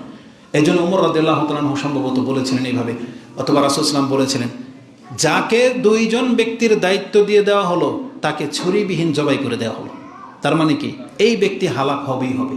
সে যদি তার দুনিয়াকে ঠিক রাখার চেষ্টা করে, তার পরকাল হারাবে। আর পরকালকে যদি ঠিক রাখার চেষ্টা করে তাহলে তার দুনিয়া শেষ, দুনিয়া হারাবে। যেমন ওসমান রাদিয়াল্লাহু তাআলার মতন ব্যক্তি, তিনি পরকালকে ঠিক করতে গিয়েছেন কিন্তু তাকে দুনিয়াতে বাঁচতে দেওয়া হয়নি, তাকে হত্যা করে দেওয়া হয়েছে। আলী রাদিয়াল্লাহু তাআলাকে হত্যা করে দেওয়া হয়েছে। কি মনে করেন? তার মানে ইসলামকে প্রতিষ্ঠিত করার লক্ষ্যে যেই কোনো নেতা মাঠে দাঁড়াবে তাকে বেশি দিন বাঁচতে দেওয়া হবে না, তাকে কিছু না একটা কিছু করে ফেলা হবে। তবে তার কোনো ভয় নাই, কারণ সে পরকালকে ঠিক রেখেছে। কিন্তু আমাদের নেতাগুলা পরকালকে কোনো পরবাই করে না, সে দুনিয়ার জন্য যা করতে হয় তা করে। আয়না ঘর বানালো, যাকে পারে তাকে ধরবে, এটা করে সেটা করে, কিন্তু ক্ষমতাকে টিকিয়ে রাখতে পারলো? তাহলে কেউ পারবে না। পরবর্তী জেনারেশন যারা আছেন, যেই দলই করেন না কেন, চিন্তা ভাবনা করে করবেন, যেহেতু আপনি তো দুনিয়ার জন্য তো পার্টি করতেছেন না, আপনার কাছ থেকে একদিন না একদিন ক্ষমতা কেউ না কেউ ছিনিয়ে নেবে এবং আপনার সাথে ওই আচরণ করা হবে যা বিগত সরকারের সাথে করা হয়েছে। এটাই হচ্ছে গণতন্ত্র, এটাই হচ্ছে জাহিলিয়াত, এটাই হচ্ছে মূর্খামি। কিন্তু কোরআন সুন্নাহ সবাইকে সমান মর্যাদা দিতে শেখায়। যার যতটা হক তাকে দিতে নাগরিকের অধিকার, রাষ্ট্রের নায়কের বাধ্য। সে যদি খেয়ানত করে তাহলে চরমভাবে ধরা খেয়ে যাবে। এই জন্য বিষয়টাকে তো হালকাভাবে নেন না। তো রাসূলুল্লাহ সাল্লাল্লাহু আলাইহি সাল্লাম বলেছেন, আল আমিরু রাইন, আমির হচ্ছে একজন রাখাল, ও মাসউলুন আন রাইয়াতিহি, তাকে তার এই দায়িত্ব সম্পর্কে জিজ্ঞাসা করা হবে। এই ক্ষেত্রে কথা বলতে গেলে অনেক লম্বা হয়ে যাবে। ইনশাল্লাহ একদিন একটা বক্তব্যই দেব যে আমাদের সালাফরা তাদের দায়িত্ব কিভাবে পালন করেছেন। ওমর রাদিয়াল্লাহু তাআলা একদিনকার ঘটনা, আমি চাইলে হয়তো এটা ইবারত আরবি সহে আপনাদের কাছে পেশ করবে ইনশাল্লাহ একটা সময়। আবু বকর রাদিয়াল্লাহু তাআলা তার খেলাফতের সময় তিনি গভীর রাতে প্রায় ঘর থেকে বেরিয়ে যান, গিয়ে একটা বৃদ্ধা মহিলার ঘরে ঢোকেন, তারপরে বেরিয়ে চলে আসেন ফজর হওয়ার আগে আগে। ওমর রাদিয়াল্লাহু তাআলা ব্যাপারটা আঁচ করেছেন, তিনি এমনভাবে বিষয়টাকে লক্ষ্য করেছেন। একদিন দেখেন যে বাইতুল মাল থেকে তিনি আটার বস্তা কাঁধে করে নিয়ে যাচ্ছেন ওই বৃদ্ধা মহিলার ঘরে। গিয়ে মহিলাটা অন্ধ ছিল এবং বৃদ্ধা, তার ঘরটাকে পুরো পরিষ্কার করেছেন, করিয়ে খাবার পাক করেছেন বা রুটি বানিয়েছেন, তারপরে সেই মহিলার জন্য প্রস্তুত করে দিয়ে ফজর হওয়ার আগে আগেই বেরিয়ে গেছেন। ওমর রাদিয়াল্লাহু তাআলা এটা দেখে তিনি বলতেছেন, আবু বকর, আপনি তো আপনার পরবর্তী জেনারেশনের জন্য অনেক কঠিন করে গেলেন, মানে আপনার পরে যিনি খলিফা হবে কাজটা তো তার জন্য অনেক কঠিন হয়ে গেল, কারণ এই কাজ আপনি করে দেখালেন, এটা আমার মতন উমরের কাজ সম্ভব না, এটা আপনার পর আর কেউ পারবে না। এটা যে একটা রাষ্ট্রের নায়ক তার একটা অসহায় বৃদ্ধা মহিলাকে সে রাতারাতি নিয়ে খাবার দিয়ে আসে নিজের কাঁধে করে এবং নিজে ঘরগুলো পরিষ্কার করে দিয়ে আসে, পৃথিবীর কোনো রাষ্ট্রনায়ক এটা পারবে না। আপনি তো কাজটা খুব কঠিন করে গেলেন। তো এটা ছিল তাদের ঈমান বা এটা ছিল তাদের দিক নির্দেশনা। আমরা সেই নেতাদেরকে হারিয়েছি। আজকে আমরা যাকে নেতা বানাই তারাই সম্পত্তি খাওয়ার জন্য প্রস্তুত হয়ে যায়, সে আপনার রাস্তাঘাটগুলো পর্যন্ত দেখে না ঠিক মতো। এই নেতা আমরা হারিয়েছি। আল্লাহ সুবহানাহু ওয়া তাআলার কাছে আমরা আবু বকর রাদিয়াল্লাহু তাআলার মতো নেতা তলব করি, আমিন। না হলে এই নেতাগিরি আপনি যেন না, এই নেতাদের ধার প্রান্তে যেন না, এটা কিন্তু খুব কঠিন একটা জিনিস হবে। আল্লাহ সুবহানাহু ওয়া তাআলা আমাদের উপরে রহম করুন, কারণ আমরা বাঙালি মুসলিম হিসেবে খুব লাঞ্ছিত জীবনযাপন করতেছি। আমাদের ব্যক্তিত্বের কোনো মর্যাদা নাই। রাস্তাঘাটে কেউ কাউকে মেরে ফেলে দিলে এর কোনো বিচার হচ্ছে না, বাপ মাতাকে খুঁজেও হয়তো পাবে না, আপনার রক্তের বদলা পাবে কিভাবে? অথচ এমন একটা দেশে আমরা বসবাস করতেছি, অথচ পৃথিবী ধ্বংস হয়ে যাওয়ার সময় চলে আসছে, অথচ এখন পর্যন্ত একজন মুসলিমের জীবনে নিরাপত্তা আমাদের সরকার দিতে পারলো না। এটা একটা ব্যর্থতা, যেখানে আমরা 90% মুসলিম বাস করি। আমরা একে অপরকে কত মন্দভাবে কটূক্ত করে কথা বলি, কত নাজেহাল তাকে করতে চাই, কত আঘাত করে একজন মুসলিম হয় আরেকজন মুসলিমকে, অথচ এটা আমাদের প্রাপ্য ছিল না। মুসলিম হিসেবে আল্লাহ বলেছেন, কুনতুম খায়রা উম্মাহ, তোমরা ছিল উত্তম জাতি। কিন্তু আমাদের আচরণ, আমাদের অ্যাটিটিউড এতটা নোংরা যে একজন মুসলিম ভাই আরেকজন মুসলিম ভাইয়ের কাছ থেকে সেফ না। এটা কোনোদিনও হওয়ার নয়। তা রাসূলুল্লাহ সাল্লাল্লাহু আলাইহি ওয়াসাল্লাম বলেছেন, আল মারআতু রাইয়াতুন ফি বাইতি যাওজিহা ওয়া মাসউলাতুন আন রাইয়াতিহা। একজন মহিলা তার স্বামীর ঘরের দায়িত্বশীল, তার স্বামীর অনুপস্থিতিতে তার যত রকমের দায়িত্ব আছে এই সম্পর্কে কাল কিয়ামতের মাঠে তাকে জিজ্ঞাসা করা হবে। তার সম্পত্তি সম্পর্কে, তার মান সম্মান সম্পর্কে, তার সন্তান সম্পর্কে, যে এই মহিলা সেই দায়িত্ব পালন করেছিল কিনা। এইভাবে প্রত্যেককে প্রত্যেকের দায়িত্ব পালন করতে হবে। রাসূল বলেছেন, আলা কুল্লুকুম রাইন ওয়া কুল্লুকুম মাসউলুন আন রাইয়াতিহি। আলা, তোমরা জেনে নাও তোমরা প্রত্যেকে দায়িত্বশীল। এজন্য যুবক যুবকের জায়গাতে দায়িত্বশীল, বৃদ্ধরা বৃদ্ধদের জায়গাতে দায়িত্বশীল। এজন্য বাংলার জমিনে এতগুলো যুবক থাকা সত্ত্বে ইসলাম কায়েম হচ্ছে না। এই যুবকদেরকে প্রশ্ন করা হবে কিয়ামতের মাঠে যে তোমরা এই শক্তিটাকে কি কাজে লাগিয়েছিলা। হয়তো অধিকাংশ যুবকরা বলবেন যে আল্লাহ, আমরা তো এর ধার প্রান্তে ছিলাম না, আমরা নাচ গান খেলতামশা নিয়ে ব্যস্ত ছিলাম। তো জেনে নেন আল্লাহ এই জন্য আপনাদেরকে সৃষ্টি করে নাই। অতএব আমরা অবশ্যই আপনাদেরকে সতর্ক সাবধান করতেছি, এই জগৎ থেকে ফিরে চলে আসেন। কোরআন এবং সুন্নাহ আপনাদেরকে যেভাবে গাইড করতে চাচ্ছে সেইভাবে ফিরে আসেন, না হলে চরমভাবে বিপত্তিতে পড়ে যাবেন। এবার আমি আপনাকে শর্টলি বলে দেব যে ভালো কাজের আদেশ এবং মন্দ কাজ থেকে নিষেধ করার দায়িত্বটা যারা পালন করবেন এর বিনিময়ে আপনি আল্লাহর কাছে কি পাবেন। এর গুরুত্ব অপরিসীম। কারণ আল্লাহ বলেছেন, ওমা কানা রাব্বুকা লিইহলিকাল কুরা বিযুলমিহিম ওয়া আহলুহা মুসলিহুন। আল্লাহ সুবহানাহু ওয়া তাআলার কাছ থেকে যদি বাংলাদেশকে বাঁচাতে চান, নিজের সম্পত্তি যদি বাঁচাতে চান, তাহলে এর বিকল্প নাই। কারণ আল্লাহ বলেছেন, আল্লাহ ততক্ষণ পর্যন্ত ওই জাতির পাপের কারণে তাদেরকে হালাক করে দিবেন না। যদিও পাপ অনেক, আমাদের মুসলিম সমাজে অনেক বেশি পাপ হচ্ছে, কিন্তু কেন আজও বাংলাদেশকে টিকিয়ে রাখা হয়েছে? কেন আমাদেরকে শাস্তি দেওয়া হচ্ছে না? কারণ আল্লাহ বলছেন যে ওয়াহালুহা মুসলিহুন, যদি তাদের মধ্যে ইসলাহকারী লোক থাকে, যারা মানুষকে মীমাংসা করে দেয়, যারা মানুষকে কল্যাণ চায়, যারা এখন পর্যন্ত কোরআন এবং সুন্নাহ দিয়ে মানুষকে তাওহীদের দিকে ডাকতেছে, এরা বেঁচে থাকার কারণে আজকে পৃথিবী বেঁচে আছে। এরা যদি না থাকে এই পৃথিবী থাকবে না, এই বাংলাদেশকে আল্লাহ রাখবে না। কারণ আল্লাহ সুবহানাহু ওয়া তাআলা শুধু তার নীতির উপরে বাঁচিয়ে রেখেছেন। আল্লাহ বলেছেন, আমি কোনো জাতির জুলুম হওয়া সত্ত্বেও তাদেরকে ধরবো না কতক্ষণ পর্যন্ত ওয়া আহলুহা মুসলিহুন, ওয়া আহলুহা মুসলিহুন, যেটা আপনি সূরা হুদ 11 নম্বর সূরার 117 নম্বর আয়াতে পেয়ে যাবেন। তাহলে ভালো কাজের আদেশ এবং মন্দ কাজ থেকে নিষেধ করার এটাই হলো সবচেয়ে বড় বেনিফিট, যে দুনিয়াতে পাপীরা বেঁচে যাবে। এই কাজটা যদি আমরা ছেড়ে দেই তাহলে পাপীদেরকে সহ আমাদেরকে হালাক করে দেওয়া হবে। কারণ আল্লাহ সুবহানাহু ওয়া তাআলা বলেছেন, ওয়াত্তাকু ফিতনাতান লা তুসিবান্নাল্লাযিনা যালামু মিনকুম খাসসা। তোমরা সতর্ক সাবধান হয়ে যাও, কারণ আল্লাহর মুসিবত যখন চলে আসবে তখন তোমাদের মধ্যে শুধু পাপীরাই শাস্তিপ্রাপ্ত হবে না, বরং তোমাদেরকে কিন্তু সহ সমূলে বিনাশ করে দেওয়া হবে। ওই ফিতনা শুধু তোমাদের পাপীদের উপরে বর্তাবে না, যে একটা লোক জেনা করে তাতে আমার কি, কালকে আপনার মেয়ের সাথে হবে। একটা লোক গান বাজনা করতেছে, কালকে আপনার ছেলে করবে।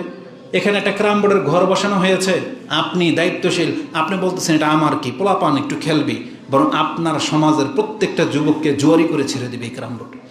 কিন্তু আপনি বুঝতেছেন না।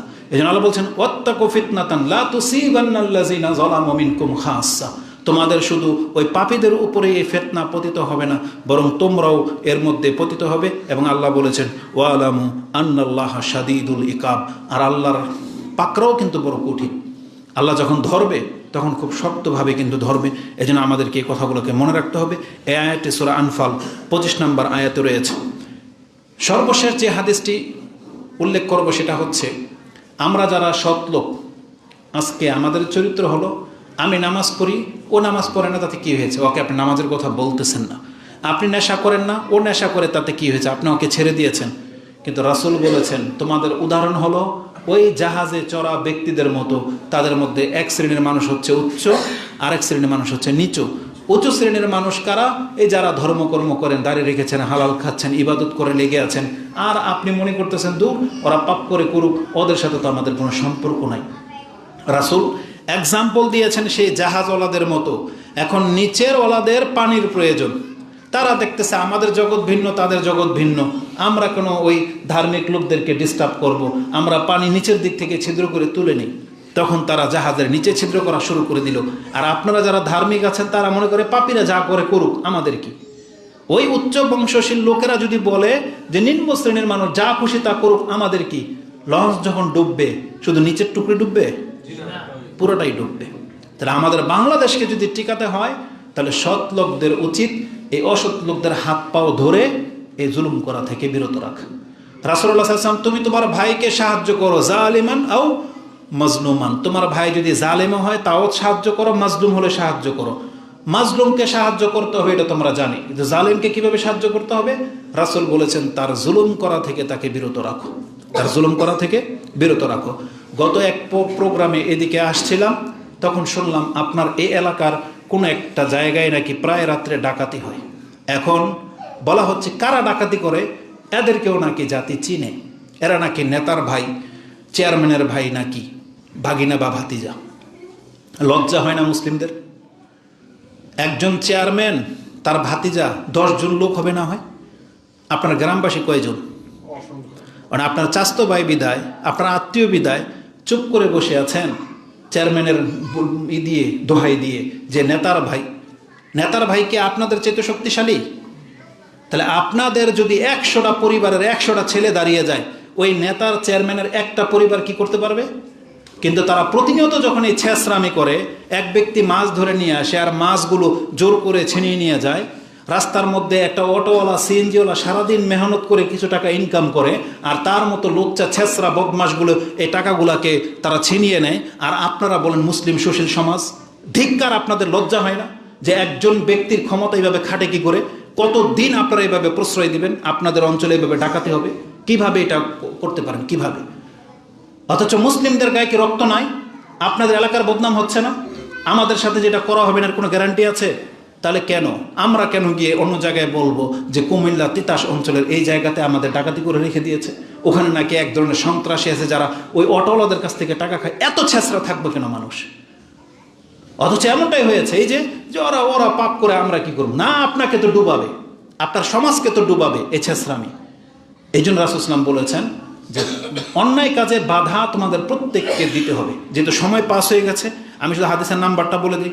বুখারীতে হাদিসটি 2493-তে রয়েছে এবং বুখারীতে 2686-তে রয়েছে। এখন সর্বশেষ হাদিস যেটা, যারা আল্লাহর রাস্তায় দ্বীনের কাজ করেন না, অন্যায় কাজে বাধা দিচ্ছেন না, আপনাদের রেজাল্ট সম্পর্কে রাসূলুল্লাহ সাল্লাল্লাহু আলাইহি ওয়াসাল্লাম বলেছেন, আন আয়েশাতা হুয়া ইয়াকুল মুরু বিল মারুফি ওয়া নাহাউ আনিল মুনকার। দেখো তোমরা সৎ কাজের আদেশ করতে থাকো এবং অসৎ কাজ থেকে মানুষকে নিষেধ করতে থাকো, কাবলা আইয়ু সাল্লাতা আলাইকুম, ওই দিন আসার আগেই যে তোমাদের উপর আল্লাহ সুবহানাহু ওয়া তাআলা চাপিয়ে দিবেন সেরা রকম তোমাদের খারাপীদেরকে। মানে তোমাদের মধ্যে যারা খারাপ তারা একদিন মাথা চাড়া দিয়ে উঠবে, তখন মন্দরা তোমাদেরকে লাঞ্ছিত করে ছেড়ে দিবে। সেই দিন আসার আগেই তুমি খারাপ এটাকে রোধ করার চেষ্টা করো। কিভাবে? ভালো কাজের আদেশ করে, মন্দ কাজের নিষেধ করে। যদিও এই আসারটিকে জহিব বলা হয়েছে, যে মুসনাদে আহমদে হাদিসটি দুর্বল সনদে এসেছে, আর সহি যেটা তারহিবের মধ্যে ইবনে হিব্বানের 290 নম্বরে এসেছে যে রাসূল সাল্লাল্লাহু আলাইহি ওয়াসাল্লাম বলেছেন, কালা ইয়া আইয়ুহান নাস ইন্নাল্লাহা তাবারাকা ওয়া তাআলা ইয়াকুল, আল্লাহ তোমাদেরকে আমার পক্ষ থেকে জানিয়েছেন, মুরু বিল মারুফি ওয়া নাহাউ আনিল মুনকার, দেখো তোমরা ভালো কাজের আদেশ করো এবং মন্দ কাজ থেকে তোমরা নিষেধ করো, কাবলা আন তাদউনি ফালা উজিবা লাকুম। আল্লাহ বলেছেন, হে জাতি তোমরা ভালো কাজের আদেশ করতে থাকো, মন্দ কাজের নিষেধ করতে থাকো। কতদিন পূর্বে? এমন একটা সময় আসবে তোমরা আল্লাহর কাছে দোয়া করবে, কিন্তু আল্লাহ তোমাদের দোয়া কবুল করবে না। তার মানে আজকে আমাদের মধ্যে পাপীদের সংখ্যা বেশি হয়ে যাওয়ার কারণে মসজিদের মুরব্বীরা কারোই দোয়া কবুল হচ্ছে না। কেন? কারণ পাপের মাত্রা বেড়ে গেছে। এই জন্য আল্লাহ আমাদেরকে ডেকে বলতেছেন, তোমরা ভালো কাজের আদেশ করো, মন্দ কাজ থেকে নিষেধ করো, না হলে তোমরা আল্লাহর কাছে দোয়া তো করবে কিন্তু তোমাদের দোয়া কবুল করা হবে না। এই জন্য আজকে বাংলাদেশের উপরে যে বিপদ চেপে যাচ্ছে, আমরা প্রত্যেক মুসলিমরাই তো দোয়া করি, কিন্তু ষড়যন্ত্র তো থামতেছে না। কেন? কারণ আমাদের মধ্যে পাপের মাত্রা বেশি। আমরা ভালো কাজের আদেশ করি না, মন্দ কাজের নিষেধ করি না। এই জন্য আমরা প্রত্যেককে বলবো, সবাই আল্লাহর জন্য দায়ী হয়ে যান ফিসাবিলিল্লাহ। মানে আল্লাহর দায়ী একজন আপনি, আল্লাহর ইসলামের সৈনিক আপনি। এই জন্য আপনি নিজে মন্দ কাজ ছেড়ে দেন এবং ফ্রেন্ড সার্কেলকে বলবেন যে তোমরা আলফাল এগুলো শেয়ার না করে কোরআনের আয়াত অথবা হাদিস পোস্ট করো, শেয়ার করো, মানুষকে ভালো কাজের দিকে ডাকো। যেভাবে বাসের পেছনে লেখা থাকে আসেন নামাজ পড়ি, বাচ্চাকে কোরআন শিখাই, এগুলো এক একটা মেসেজ। আবার কত ব্যক্তি উল্টাপাল্টা নোংরামি কিছু অ্যাডভার্টাইজ করে না? কিন্তু আপনি কোনটা করবেন? আপনি ইসলামের সৈনিক হয়ে যান। আজকে ইহুদি নাসারা হিন্দুরা ওদের পোশাকে, ওদের কথাবার্তায়, ওদের ধর্ম প্রচার করে, তাহলে আমাদের মুসলিম যুবকরা কোথায়? আমাদের মুসলিম যুবকদেরকে উচিত ইসলামের প্রচার প্রসারে লেগে যাও। আকুলু লিকাউলি হাযা আস্তাগফিরুল্লাহ লি ওয়া লাকুম ওয়া লিসাইরিল মুসলিমিন ফাস্তাগফিরু ইন্নাহু হুয়াল গফুরুর রহিম।